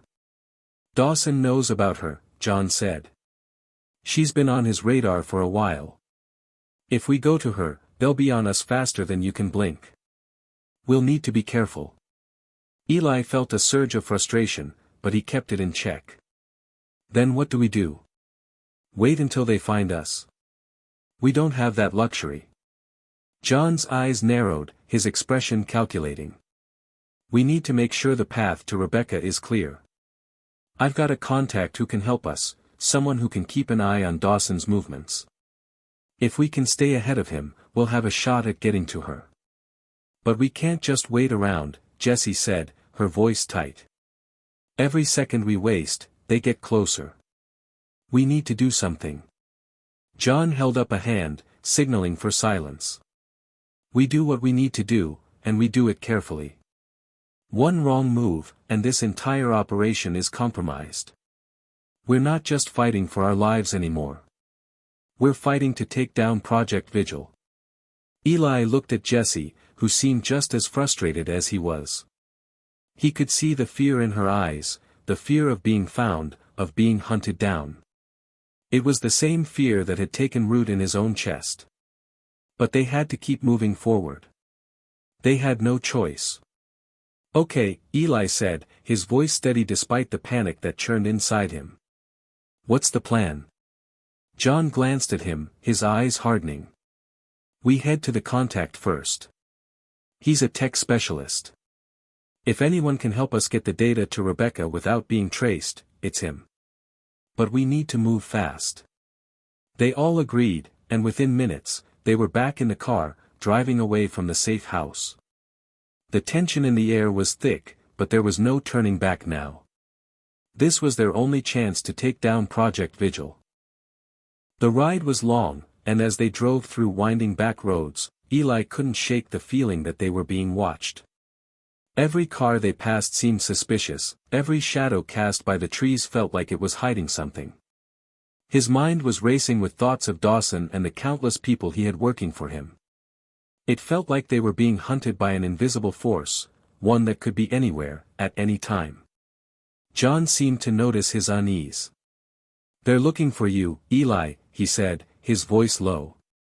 But they don't know where we are yet. We have to make sure they don't get any clues. Eli nodded, trying to steady his breathing. I get it. We need to stay ahead of them. After what felt like an eternity, they reached a small, unassuming building on the edge of a town that looked like it had been forgotten by time. The place was surrounded by high fences, and the windows were all covered with thick black blinds. It looked like a place no one would ever think to look. John stopped the car at the entrance, and they got out. The building was completely silent, no signs of life except for a faint hum of machinery from within. John led the way inside, his steps purposeful. Eli followed closely behind, his hand instinctively brushing against the pocket where the portable drive was hidden. They passed through a series of locked doors and narrow hallways, each one feeling more suffocating than the last. Finally, they reached a small office at the back of the building. Inside, a man was sitting at a desk, typing rapidly on a computer. He looked up as they entered, his expression unreadable. This is Alex, John said, introducing the man. He's the one who's going to help us. Alex nodded, his eyes briefly scanning Eli and Jessie. I've been expecting you, he said, his voice cool and detached. We don't have much time. Dawson's men are already looking for you. Eli felt a chill run down his spine at the mention of Dawson's name. How did they know so much? How deep did Dawson's network go? We need to get the data to Rebecca, Jessie said, her tone urgent. And we need to do it without them tracking us. Alex didn't respond immediately. Instead, he turned to his computer, pulling up a series of encrypted files. He typed rapidly, his fingers moving like lightning over the keys. I can get this to her, he said finally. But it won't be easy. There's a way to send it securely, but you'll need to be offline for a while. Dawson's network can track you through any connection, and if we don't cover our tracks completely, it'll be over. Eli nodded, his mind focused on the task at hand. This was it. They were one step closer to bringing Project Vigil down. But with Dawson closing in, Eli knew they didn't have much time. The air inside the small, windowless room hummed with the low buzz of computers and the constant clatter of Alex's fingers against the keyboard. Eli, Jesse, and John stood behind him, watching as he worked feverishly to encrypt and send the stolen data. Every second that passed felt like a lifetime, and Eli couldn't shake the feeling that something wasn't right. They were this close to exposing Project Vigil, but every instinct he had told him they weren't as safe as they thought. Alex's eyes flickered to the screen. "It's done," he said flatly, pushing his chair back. "The files have been sent to Rebecca. She'll get them in a few minutes. But like I said, you'll need to be offline for a while. Dawson's network is too strong.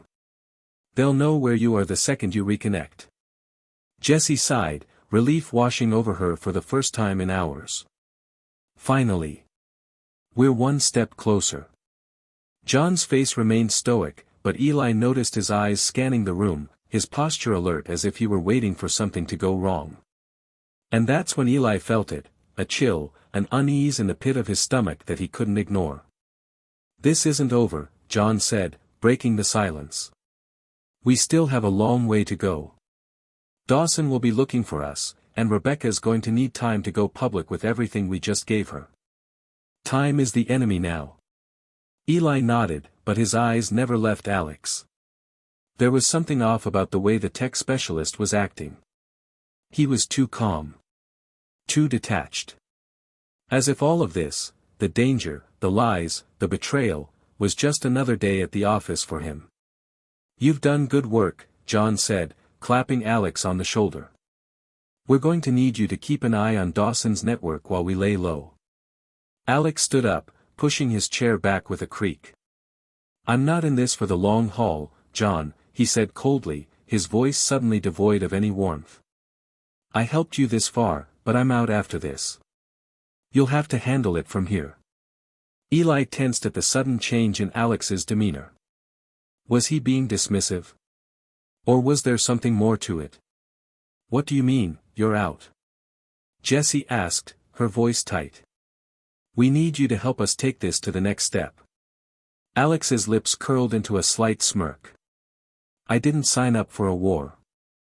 I'm a tech guy, not a soldier. I've done my part. If you think you can handle the rest, then good luck. But don't expect me to stick around." Eli exchanged a glance with Jessie. Something didn't sit right. Alex had been helpful, sure, but the sudden shift in attitude was jarring. And the way he'd referred to a war, as if he were distancing himself from it, felt like he knew more than he was letting on. "Fine," John said, though his voice was stiff with frustration. "If you're done, you're done. But I'll remember this." Alex didn't respond. Instead, he grabbed his bag from the corner of the room and moved toward the door. "Just remember, you've all been warned. Dawson won't stop. And neither will the people he's working with." With that, Alex was gone, leaving the trio alone in the room. The tension hung in the air like a heavy fog, and Eli couldn't shake the feeling that they had just made a dangerous mistake. The next few hours passed in a blur. They left the building in a rush, driving through winding back roads with no clear destination in mind. Their only goal now was to stay out of sight long enough for Rebecca to process the data they had given her. But despite the growing sense of urgency, Eli couldn't help but keep thinking about Alex. Something didn't add up. What was that about? Eli finally asked, breaking the silence. Why would Alex bail on us like that? John's hands tightened on the steering wheel as he glanced at Eli through the rearview mirror. "I've known Alex for a long time. He's always been like this, helpful when it suits him, but the moment things get too real, he pulls away." "But this isn't just about him pulling away," Eli said, his voice low. "It feels like he's hiding something. Like he knows more than he's letting on." Jessie nodded in agreement. "He was too calm, too detached. I didn't like it either. And the way he just walked out like that. It didn't feel right." John's eyes hardened. "I think you're right. He might have been playing us from the start. Eli's stomach dropped. The possibility that Alex had been working for Dawson, or worse, that he was part of the very project they were trying to bring down, made his skin crawl. But the truth was, they had no proof. It was just a gut feeling, and in a world where no one could be trusted, that wasn't enough. "We need to get to Rebecca," John said firmly. "She's our only hope now. We'll deal with whatever Alex is hiding later." Eli nodded, though doubt still gnawed at him. The closer they got to Rebecca, the more he felt the weight of the secret Alex had left behind. And the more he suspected that their so-called ally might have just set them up for a dangerous fall. Hours later, they arrived at a small, unassuming hotel on the outskirts of a different city, one far from where they'd last been.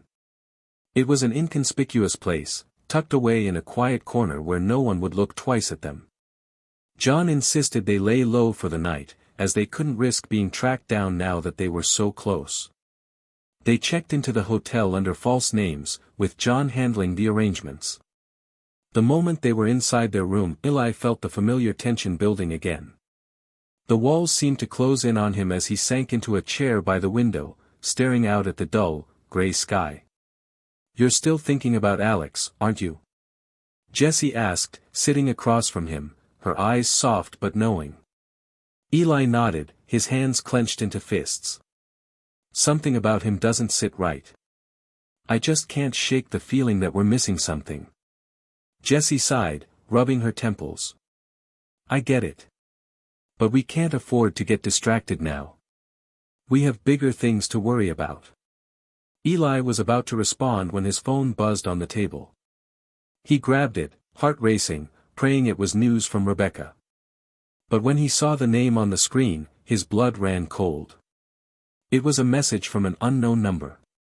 "We know where you are. Don't trust John. He's been working for us all along." The words hit him like a slap in the face. Eli stared at the message, his mind spinning. The world seemed to tilt beneath his feet. "John," he whispered, barely able to breathe. Jessie looked over at him, concern flashing in her eyes. "What is it?" Eli held up the phone, showing her the message. Jessie's face went pale, and for the first time in a long while, Eli felt the true weight of the danger they were in. Eli stood frozen, the phone still gripped in his shaking hand. The words on the screen danced before his eyes, each letter burning into his mind. "We know where you are. Don't trust John. He's been working for us all along." His stomach dropped, and a cold sweat broke out across his forehead. The message seemed impossible, a sickening lie designed to manipulate him, but deep down, the gnawing feeling he'd been having since Alex left the room flared up again. It wasn't just paranoia. It wasn't just instinct. It was the truth. "John," Eli whispered, his voice barely audible. Jessie's eyes darted to the phone in his hand. Her face paled, and she quickly rose from her seat, stepping closer to him. "What is it?" she asked, her voice trembling, not sure if she was ready to hear the answer. Eli didn't need to say anything. He handed her the phone, his hands trembling slightly. As she read the message, her lips parted in shock. Her eyes flickered back to him, disbelief etched on her face. "This can't be real," Jessie said, but her voice cracked, betraying the uncertainty that had crept into her mind. "It could be a trap, Eli. They're trying to break us apart, mess with our heads." "I don't think it's a trap," Eli replied, his voice hoarse. He was trying to hold it together, but the doubt planted in his heart was impossible to ignore. "I've been thinking about it all day, about what Alex said. And the way John has acted. How he's always one step ahead of us. It doesn't add up." Jessie opened her mouth to respond, but the door to the hotel room suddenly creaked open. It was John. His face was calm, too calm, and his eyes flickered to the phone in Jessie's hand before shifting to Eli. "What's going on?" John asked, his tone neutral, but there was an edge to it, an underlying tension that Eli hadn't noticed before. Eli didn't look away from him. "We've got a problem," he said, his voice steady despite the turmoil inside. "You've been compromised. You're working with Dawson, aren't you?" John's expression didn't change. He stepped inside and closed the door behind him, locking it with a soft click. The silence in the room felt suffocating. "I don't know what you're talking about," John said, his eyes narrowing just slightly. There was a flicker of something there, something unfamiliar, something darker. "Don't lie to me, John," Eli said, his voice louder now. "We've known each other too long. I've trusted you. But everything's pointing to you being part of this, part of the very thing we're trying to stop." Jessie stepped back, her arms crossed over her chest. "I'm not going to just sit here while you lie to us. We know what's going on. We've seen the signs. You've been one step ahead of us this entire time." John exhaled slowly, his gaze turning to the floor for a brief moment. He ran a hand through his hair, his expression conflicted, as if torn between two worlds. Finally, he met Eli's gaze, and for the first time, there was a flicker of guilt in his eyes. "I never wanted it to end up like this," he began, his voice quiet. "But I don't have a choice." "What does that mean?" Jessie asked, her voice shaky now, unsure whether to trust the man who had been their leader for so long. John sighed, a deep, heavy sound. "I've been working with Dawson. But it wasn't always like this. When I first joined Project Vigil, I didn't know the full extent of what they were doing. They were just a government project, nothing more than a few shady contracts and surveillance programs. I didn't know they were involved in something so monstrous." Eli's stomach twisted. "So you're saying you were a part of this? You're the one who brought us into it? The one who set us up to fail?" "No, Eli, that's not it," John said quickly, stepping closer. "I never intended for any of this to happen. But when I found out what Project Vigil was really about, the experimentation, the manipulation, the mass surveillance, I couldn't get out. I couldn't just walk away. Dawson would have killed me. He knew too much about me. About my past." John's voice wavered, and for the first time, Eli saw the vulnerability beneath the hardened exterior. John wasn't the cold, calculating leader he'd always appeared to be. He was just a man caught in a nightmare of his own making. "You should have told us," Eli said, his voice breaking. "We could have worked together. We could have found a way out of this." "I tried to," John replied, his eyes darkening with regret. "I tried to help you. But every time I came close to telling you the truth, Dawson would find out. He'd threaten me, threaten the people I cared about. And when you came into the picture, Eli, I saw you as the answer. You're the only one who can take him down." Eli stepped back, shaking his head. "But why didn't you tell us the whole truth? Why didn't you tell us everything? We've been running blind all this time." "I was trying to protect you," John said desperately. "You have no idea what it's like to be under his thumb. I couldn't risk you getting caught in the middle of it. I thought I could handle it, but I was wrong." The room fell into silence as the weight of John's words settled in. Eli could feel the anger boiling in his chest, but there was something else, something that pulled him back from the edge.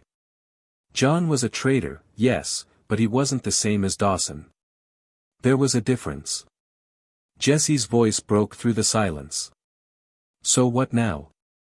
What happens next?" John exhaled slowly, his eyes filled with regret. "Now, we have to stop Dawson. Together. We're not safe anymore. They know we're coming for them, and they'll do anything to stop us."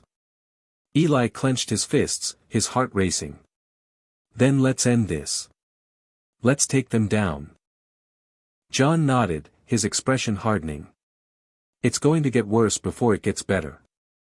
But we don't have a choice. We need to work together, or we'll all die."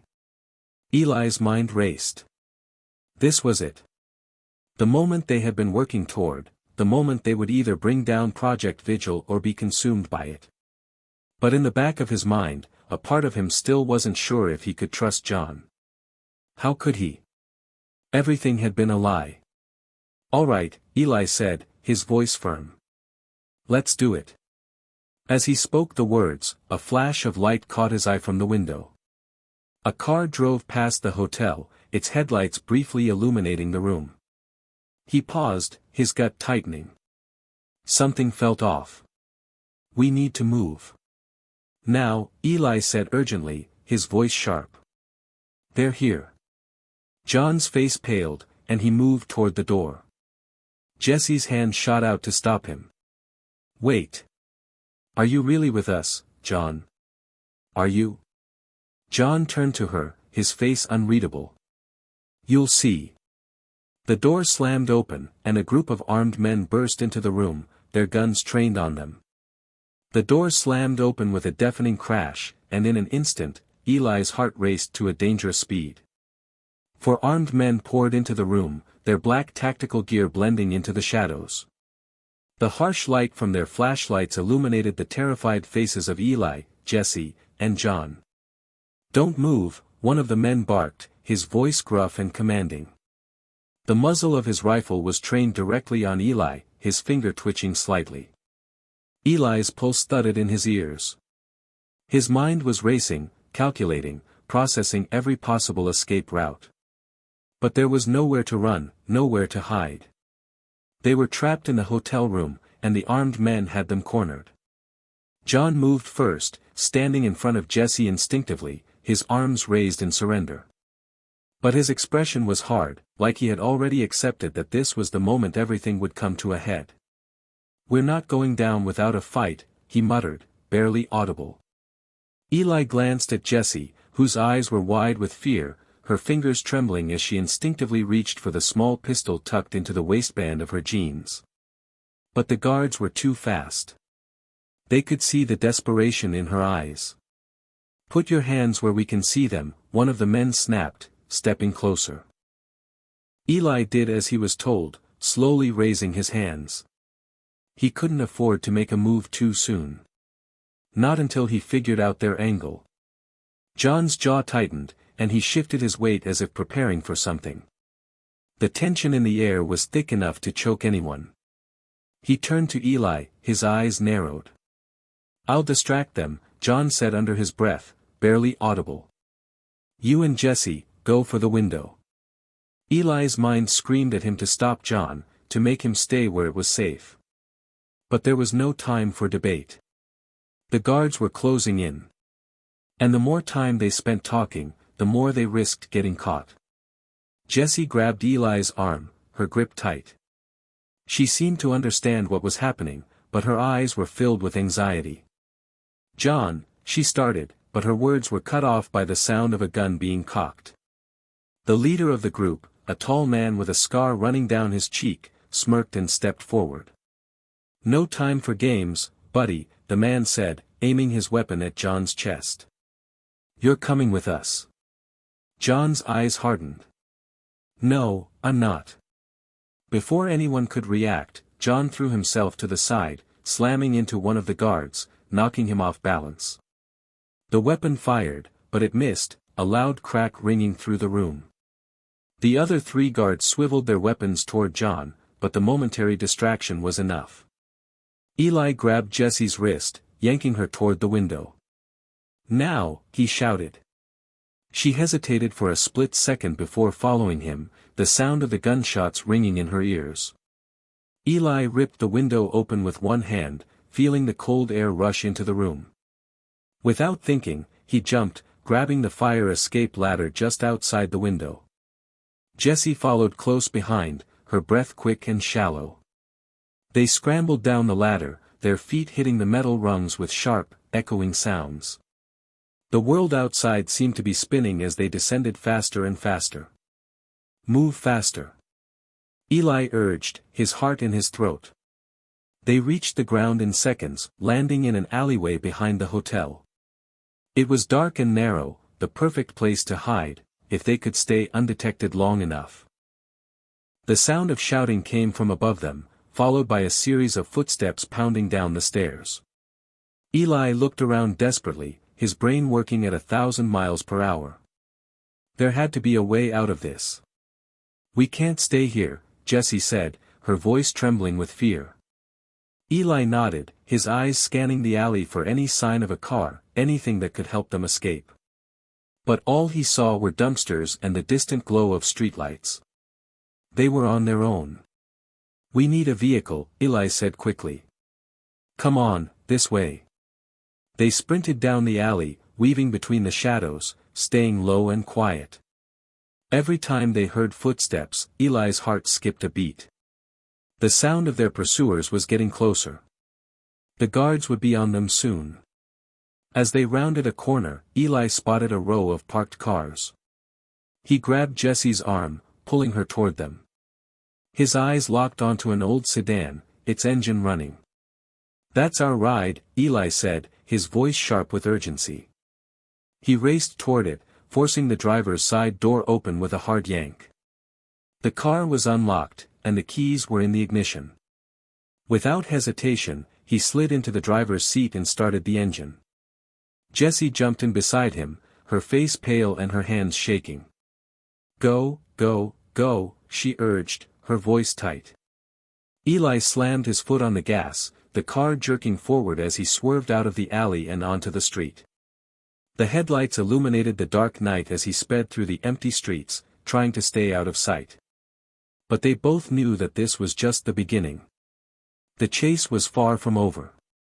As the city lights blurred around them, Eli's mind raced. He had no idea where they were going, but they couldn't stay in the city. Dawson's men would be looking for them everywhere. They had to find somewhere safe, somewhere they could regroup and figure out their next move. Where do we go now? Jessie asked, her voice hoarse. She was gripping the seat so hard her knuckles were white. We need to get to Rebecca, Eli said, his voice firm. She's the only one who can help us. She has to have a safe house we can use. Jessie nodded, her breath coming in ragged gasps. You think we can trust her? Eli glanced at her, his jaw tightening. I don't know, but we don't have any other choice. They drove in silence for several minutes, the weight of what had just happened settling over them. They'd escaped the ambush, for now. But they couldn't afford to let their guard down. Dawson would stop at nothing to catch them. As Eli turned onto a quieter road, he spotted something in the rearview mirror, headlights, coming closer. Too close. They're still following us, Eli muttered, his fingers gripping the steering wheel tighter. Jessie's eyes widened. How many? Too many, Eli said grimly. We need to lose them, now. He swerved onto a side street, the tires squealing as he took a sharp turn. The car jolted as it hit a bump in the road, but Eli barely flinched. His focus was absolute. He couldn't let them catch up, not now. Jessie pressed her back against the seat, holding her breath as the pursuit continued. She could feel the weight of the situation pressing down on her, but there was no turning back. They were in this together. Eli's mind was racing. He could feel the pressure mounting with every passing second. One wrong move, and everything they had fought for would crumble. We'll lose them here, Eli said, as he turned onto another narrow alleyway. The sound of tires screeching behind them grew louder. Eli's hands gripped the steering wheel with white-knuckled intensity as the car swerved through the twisting alleys of the city. The headlights of the pursuers were now unmistakable in the rearview mirror, growing closer with each passing second. His heart pounded in his chest, every instinct screaming at him to outrun them. But there was no escape. They had to make a stand. Jessie's voice was tight with panic. Eli, they're gaining on us. What are we going to do? Eli's mind raced. He couldn't outrun them forever. Dawson's men were trained, well-equipped, and relentless. He needed a plan, something that would give them the edge. But time was running out.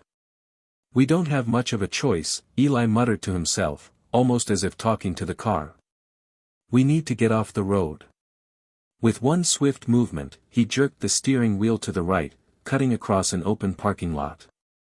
The tires screeched as the sedan careened toward a set of steel barriers at the far end of the lot.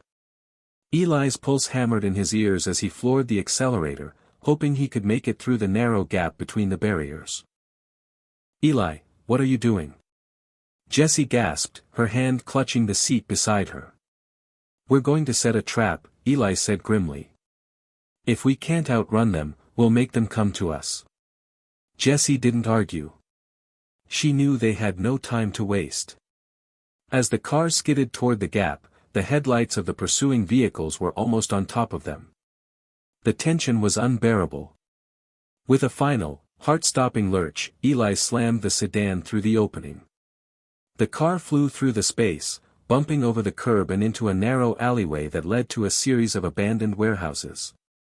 Behind them, the sound of screeching tires and curses echoed.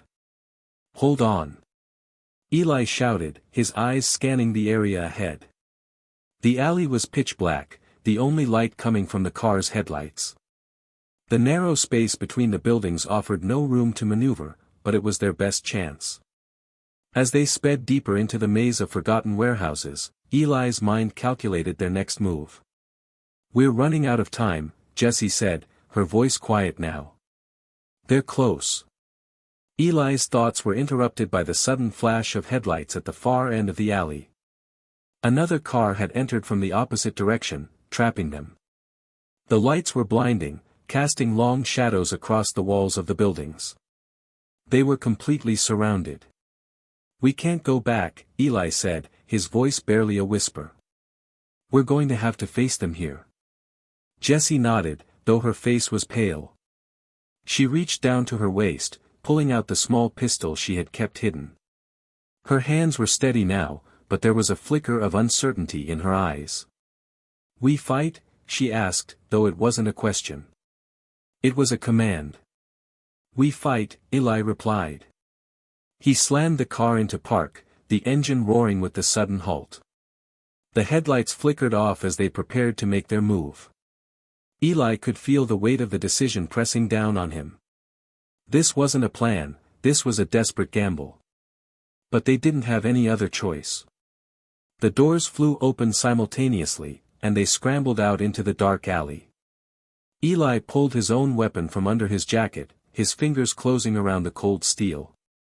The air was thick with tension, the sound of their breaths mingling with the distant hum of city traffic. "Get to cover!" Eli shouted. He and Jessie ducked behind a dumpster, peeking cautiously around the side. The sound of footsteps approached, heavy and deliberate. Eli's heart rate spiked, his eyes scanning for any sign of movement. They didn't have long before the men would close in. The alley was too narrow for a prolonged fight, and Eli knew they couldn't afford to let Dawson's men get any closer. Then, just as the first figure emerged from the shadows, a gunshot rang out, followed by several more. The echo of the shots reverberated off the walls, a sharp, jagged sound that made Eli's nerves jump. John had arrived. Eli glanced over to see him standing at the far end of the alley, a small smirk on his face. His weapon was raised, and he fired again, hitting one of the pursuers square in the chest. The man crumpled to the ground, lifeless. "John!" Jessie called, her voice tinged with disbelief. "You made it." John's expression remained focused. "I didn't come this far to let you guys get caught. You've got my back, right?" Eli didn't hesitate. "Right." The three of them moved quickly, taking cover behind a set of old crates. Eli peeked out, his eyes narrowing. The remaining men were scrambling, trying to figure out how to pin them down. They had the advantage of surprise, but it wouldn't last long. "Jessie, cover me," Eli said, nodding toward the right side of the alley. "John, you take the other side. We'll create a crossfire. Don't let them get too close." They moved in perfect sync, each of them taking their assigned positions. The first man moved into view, his weapon raised. Eli fired first, the bullet hitting the man in the shoulder. He staggered back but didn't fall. Jessie's shot followed quickly, hitting him in the leg. The man screamed and collapsed. Two down, John called, his voice steady.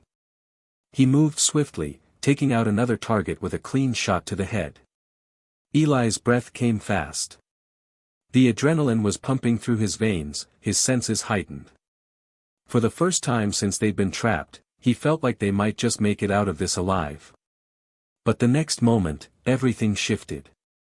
A loud bang echoed from the far end of the alley as a new vehicle screeched to a halt. More reinforcements had arrived. Not good, Eli muttered. The alley was becoming a death trap. We have to go now. Jesse shouted. Eli scanned the area. The last thing they needed was to be surrounded on all sides. He looked up and saw an escape route, a fire escape ladder above their heads. John, get to the ladder.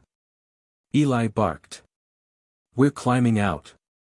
Without a word, John sprinted for the side of the building, his feet pounding against the pavement. He reached the ladder in seconds and began climbing, pulling himself up with ease. Eli followed suit, but before he could reach the ladder, a bullet whizzed past his ear, the force of the wind making his heart skip a beat. Eli! Jessie screamed, her voice desperate. Go! I'll cover you! Eli shouted, turning back to face the oncoming threat. Jessie didn't hesitate. She bolted for the ladder, her feet light against the ground. Eli fired 2 quick shots in the direction of their attackers, buying her just enough time to make it to the fire escape. As Eli turned to follow, a sharp pain exploded in his shoulder. He gasped, the world spinning for a moment as he staggered back. Blood began to seep from the wound, but he pushed through it, gritting his teeth. With one final burst of strength, he grabbed the ladder and pulled himself up, ignoring the pain. Jessie reached down, her hand outstretched to him. Come on, Eli, she urged, her voice fierce. Eli grabbed her hand, and with her help, he pulled himself up onto the fire escape. Together, they scrambled to the roof, leaving the chaos of the alley below them. The sound of gunshots and shouting faded into the distance as they made their way to the top of the building, breathless and shaken, but alive. This isn't over, Eli said, his voice strained but determined. Not by a long shot. John stood at the edge of the roof, his eyes scanning the horizon. We'll figure it out. But we need to get out of here. Dawson will be sending more men after us. We won't stop, Eli said, his gaze hardening. We're taking him down. The night was heavy, the city lights twinkling like distant stars beneath the blanket of dark clouds. On the roof of the building, Eli, Jessie, and John caught their breath, adrenaline still pumping through their veins, even as their bodies begged for respite. The sounds of distant sirens echoed across the skyline, but for now, they were safe. Eli wiped the sweat from his forehead, his fingers trembling from the aftershock of the escape. His shoulder throbbed with pain, but it was nothing compared to the weight pressing down on him. They had barely escaped the ambush, but the battle was far from over. Dawson wouldn't stop. Not until they were all dead. We can't just keep running, Jessie said, her voice low but firm, as she looked at Eli and John. We need to find out exactly what Dawson's after, what Project Vigil is really about. Eli nodded, wincing slightly as he shifted his position. The bullet wound in his shoulder wasn't something he could ignore. But right now, there was no time for weakness. We need information. We need to hit Dawson where it hurts. John stood with his arms crossed, eyes narrowing as he scanned the horizon. Eli's right. We need a plan. The more we dig into Project Vigil, the more we uncover about him, the better chance we have of ending this once and for all. Jessie bit her lip, her thoughts racing. But how do we even begin? We don't know where to start. Eli glanced over at her, then at John. I think I know someone who might be able to help. John raised an eyebrow. Someone who knows about Project Vigil. Someone who knows about Dawson, Eli replied. We need to get to Rebecca. She's the only one who can get us inside his operation. Jessie looked uncertain. You trust her? Eli hesitated. Trust was a luxury he couldn't afford. I don't have a choice. She's the best chance we've got. Rebecca had always been an enigma to Eli. A hacker, former military intelligence, and the one person in his past who could navigate the dark web with ease. She had connections that spanned the globe, and while she had helped him in the past, he wasn't sure whether she would now. After everything that had happened, their relationship was more complicated than ever. John exhaled slowly. All right. If she's the key, then we don't have time to waste. Eli nodded, his gaze hardening. We leave now. But we'll have to be careful. Dawson's men are everywhere. They've been tracking us since we escaped the alley. Jesse glanced at Eli's shoulder. You need medical attention. Eli shook his head, wincing. We don't have time for that. If we go to Rebecca, we'll be on her turf. It's safer than staying here. Then let's go, John said, determination in his voice. We need to get moving before they figure out where we are. Eli led the way down the fire escape, his movements slow but deliberate. Jesse followed closely behind, and John took up the rear. They moved through the darkened streets, keeping to the shadows, their footsteps barely a whisper against the pavement. The night was their ally, but it also felt like a ticking clock. Every second that passed was another second closer to Dawson finding them. The drive to Rebecca's hideout was quiet, tension thick in the air. Eli could feel the weight of the decision pressing down on him. Rebecca had been a trusted ally once, but the world they lived in had changed. People changed. She might help them, or she might betray them.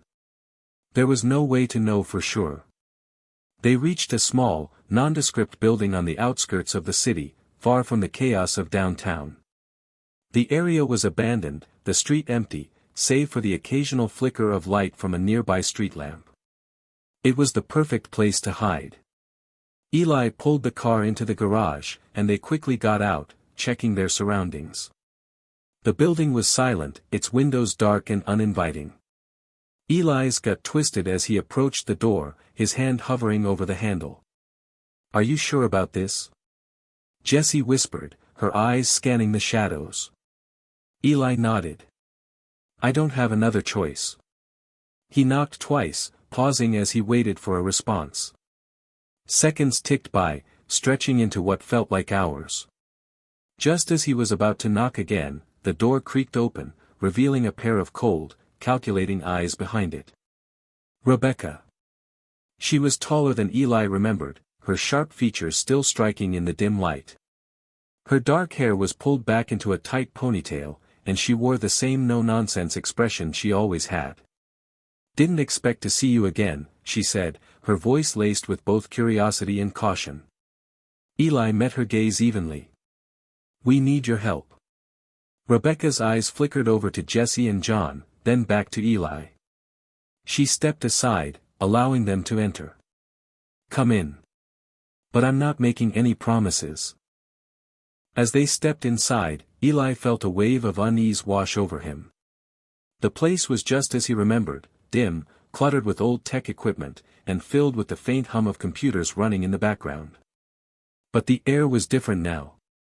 There was a sense of foreboding that hadn't been there before. Rebecca closed the door behind them, locking it with a loud click. Talk. Eli took a deep breath, his words carefully chosen. We need to know everything about Dawson. Specifically, about Project Vigil. What's he really up to? What is he hiding? Rebecca's eyes narrowed. You're diving into deep waters, Eli. You know what that means. Eli nodded. I know. But if we don't stop him, everything is going to fall apart. Rebecca was silent for a moment, her fingers drumming lightly on the edge of the desk. All right, she said at last. I can give you information, but I can't promise it'll be easy. Dawson's operation is more complex than you think. He's been running Project Vigil for years, and the people involved are dangerous. Eli swallowed hard. We've been fighting him for months, and we're not stopping now. Rebecca leaned forward, her gaze steady. Then you need to understand what you're up against. Project Vigil isn't just about control or power. It's about something far worse, something that could change the course of history. Jesse's voice trembled with disbelief. What are you talking about? Rebecca looked at them, her expression hardening. Project Vigil is a Black Ops operation designed to create a new kind of weapon. A weapon that can manipulate minds. It's about turning people into tools, mindless pawns in a war they don't even know they're fighting. Eli's breath caught in his throat. You're saying Dawson is controlling people? Not just controlling them, Rebecca replied grimly. He's creating them. People with no free will. Soldiers who follow orders without question, without hesitation. And once they're part of the program, they can't escape. John shook his head. How do we stop something like that? Rebecca's gaze softened slightly, though there was little comfort in her words. You destroy the system. And you expose everything he's been hiding. But you need to be prepared for what's coming next. Dawson will do anything to protect his secret. And if you're not careful, you'll be the ones who end up as pawns. Eli's jaw tightened. Then let's take the fight to him. The walls of Rebecca's hideout seemed to close in around Eli as the weight of what she had just revealed settled heavily on his shoulders. Mind control. Soldiers with no will of their own. The nightmare of Project Vigil was worse than he'd ever imagined. And now, with the clock ticking down, he and his team had no choice but to confront it head-on. Eli took a deep breath, forcing the panic to subside. His hands still trembled from the adrenaline rush, but he couldn't afford to lose his composure now. Dawson had gone too far, and Eli had no intention of letting him get away with it. Jessie sat across the room, her face pale, the implications of Rebecca's words clearly sinking in. She was a fighter, always ready for a challenge, but this was beyond anything they had prepared for. We can't just walk into his headquarters and take him down, Jessie muttered, her voice shaking but resolute. Not if what Rebecca says is true. Dawson's operation is massive. It's not just a matter of taking out a few guards. No, it's not, Eli replied, his voice low. This is bigger than anything we've ever dealt with. But we can't back down now. If we don't stop him, it's over.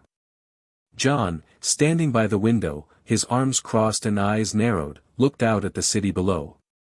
Rebecca's right. We need to get into Dawson's inner circle, find out everything he's working on. And more importantly, we need to find out who's in the program, who he's controlling. Eli's gaze flicked to Rebecca, who had been sitting quietly, watching them, her eyes dark with concern. Do you have anything more? Any way to get us inside? Rebecca stood slowly, her fingers brushing the keyboard of one of her computers. I've got access to some of Dawson's systems. But I'm not sure how deep it goes. If you're going to infiltrate his operations, you'll need more than just a few files. You'll need to get close. Very close.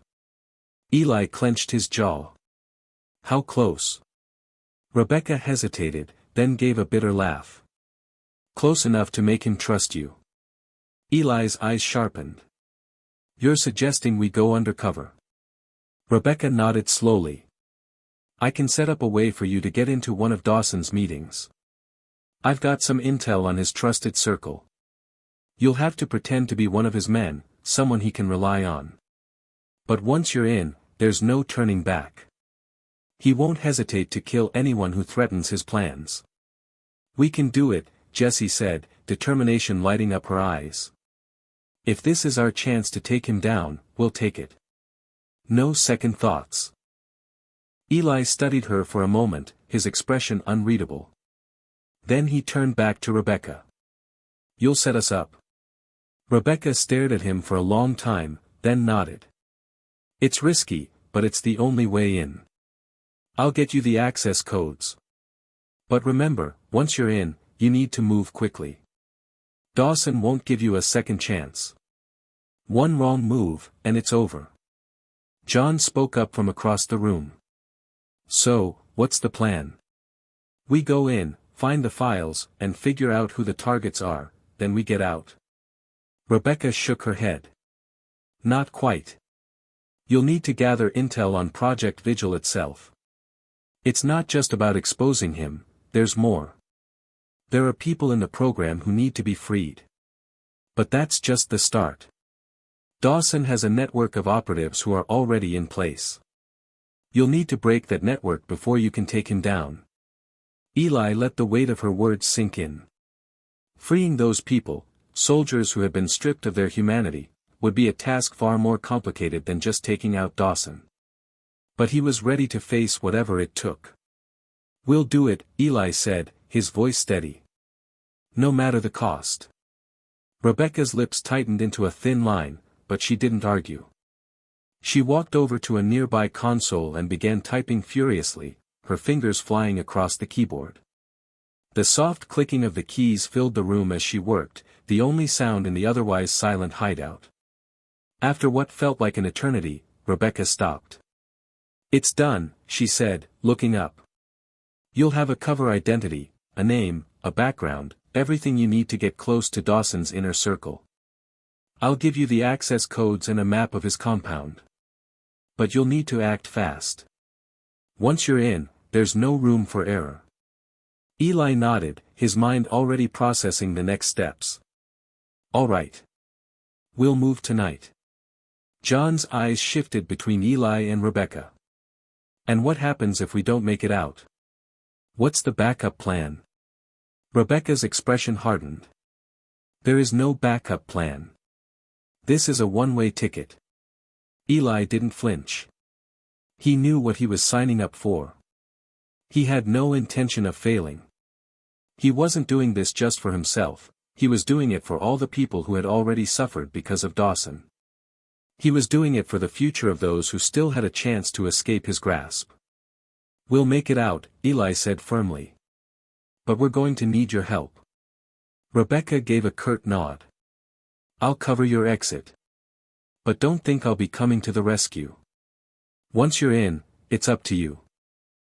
Jessie, who had been silent for a while, finally spoke, her voice low but fierce. We can do this. We've already come this far. We're not turning back. Eli's gaze hardened, determination coursing through his veins. No, we're not. The car ride to Dawson's compound was tense, the air thick with anticipation. Every turn, every stop, every glance out the window felt like a step deeper into a nightmare. Eli felt it in his bones, this wasn't just another mission. This was the final confrontation. The one that would either end Dawson's reign of terror or seal their fates.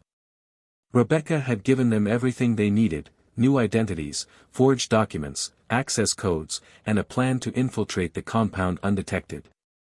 Eli, Jessie, and John had been assigned roles in Dawson's inner circle. Their cover story was airtight. But once they crossed the threshold of that compound, there would be no turning back.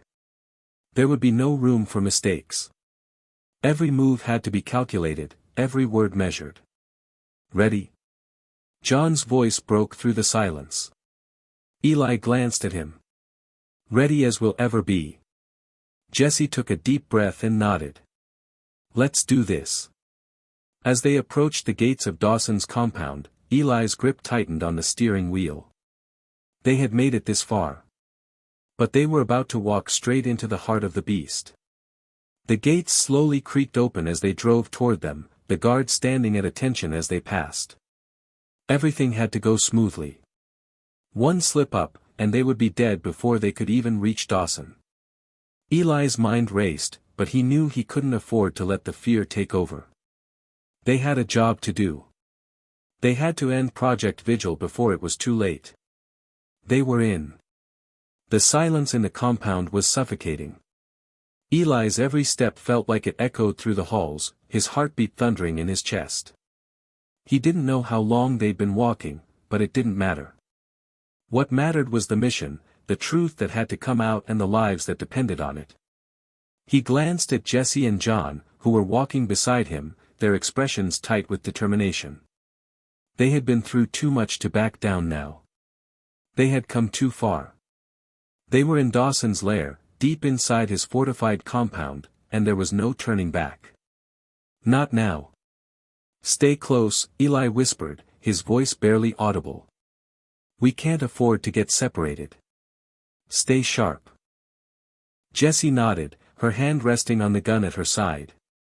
You think Dawson's here? Not yet, Eli muttered. But we need to find the central hub, his control room, the heart of Project Vigil. That's where all the answers are. The corridors they navigated were cold and sterile, the floors a glossy white that reflected the harsh fluorescent lights above. Every door, every window, every corner they passed felt like it held a secret, like the walls themselves were watching them. They had been moving for what felt like hours, carefully avoiding the patrols of armed guards who roamed the halls. Their cover had held so far, but time was running out. They couldn't afford to waste another second. They reached an intersection, and Eli held up a hand, signaling for them to stop. He turned to Rebecca's encrypted map on his phone, studying the layout of the compound. The control room was just ahead, behind a set of double doors guarded by 2 heavily armed sentries. Getting past them wouldn't be easy, but they had no choice.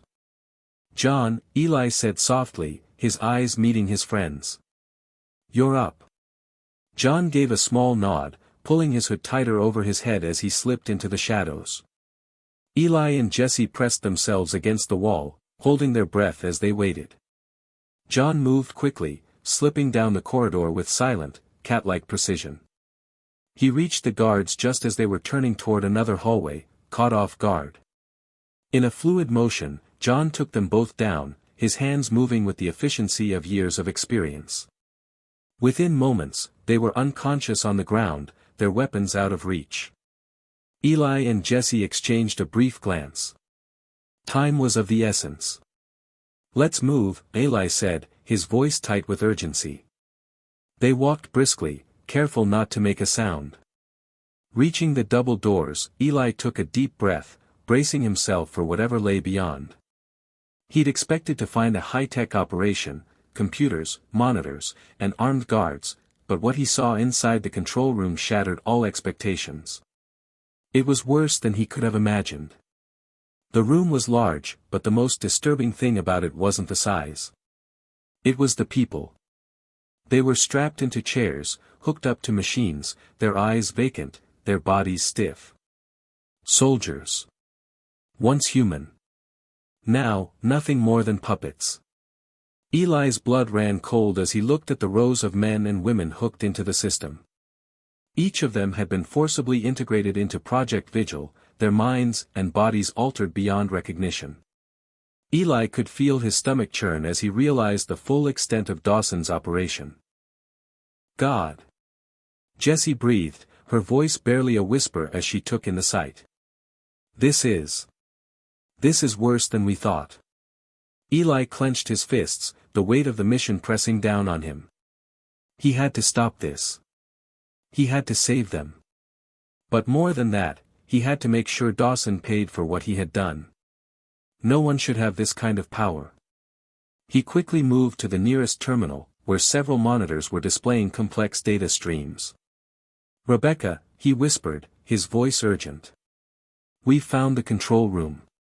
What's next? A crackle of static came through the earpiece before Rebecca's voice filled his ear. Good. You need to access the primary server. There's a master control system there. It will let you override the brainwave manipulation system and deactivate the project. But it's heavily guarded. If Dawson hasn't noticed you yet, he will soon. Eli's pulse quickened. They didn't have much time. Where is the server? Jessie asked, glancing around the room. Rebecca's voice was steady, though there was an edge of urgency to it. Behind the far wall. You'll see a reinforced door. That's your target. John moved to one of the consoles, his fingers flying across the keys as he attempted to break the security. It was a race against time. They had no idea how long Dawson would take to figure out that the system had been compromised. Every second felt like an eternity. Finally, with a sharp click, John smiled. We're in. The reinforced door slid open, revealing the server room beyond. A bank of towering machines hummed to life, their blinking lights casting an eerie glow in the dim room. Eli didn't waste any time. He moved toward the main terminal, his eyes scanning the system. "This is it," he muttered. "Once we shut this down, the program's over." Just as Eli began to type in the necessary commands, the sound of footsteps echoed through the hallway outside. His heart skipped a beat. "Dawson's coming," Jesse hissed. Eli cursed under his breath. "We don't have time to finish. Get the data you can, now." John stepped up beside him, his hands moving with lightning speed. The terminal beeped in response, and a stream of encrypted data began downloading. But the noise from the hallway was growing louder. "Eli, we need to go," John urged. Eli hesitated, his fingers still poised over the keyboard. But then he made a decision. He hit the final key, and the system went dark. The brainwave manipulation ceased, the monitors went black, and for a fleeting moment, the air felt quieter. The soldiers in the chairs twitched, their eyes beginning to stir. They weren't free yet, but they were no longer under Dawson's control. "Go!" Eli shouted. Without another word, they bolted from the room, rushing back down the hallway. The sound of heavy footsteps grew closer. Dawson was coming. They could hear his voice now, barking orders to his men. They sprinted through the compound, using every ounce of their remaining strength. The air felt thick with tension as they neared the exit. But just as they turned a corner, they were confronted by a wall of armed guards. "Damn it!" John cursed. "Go!" Eli shouted again, his hand reaching for the gun at his side. The guards raised their weapons, but Eli was faster. A hail of gunfire erupted as they dove for cover. Jessie fired back, her shots precise, while Eli and John returned fire from the other side of the hallway. But they weren't going to make it out that easily. "Dawson!" Eli yelled, his voice cutting through the chaos. "It's over." A laugh echoed from the shadows, dark and cold. Dawson stepped into view, a smirk on his face. He was surrounded by his elite enforcers. "You think you've won?" Dawson's voice was like ice. "You've just scratched the surface of what I've built. You can't stop this. You never could." Eli's jaw tightened. "You're wrong." With a final, desperate push, they broke free, fighting their way through the guards, determined to escape with their lives, and the truth. They ran. Hit subscribe and leave a comment with where you're watching from. This story might just spark a new beginning. What's one thing that always pushes you forward, even when things get tough?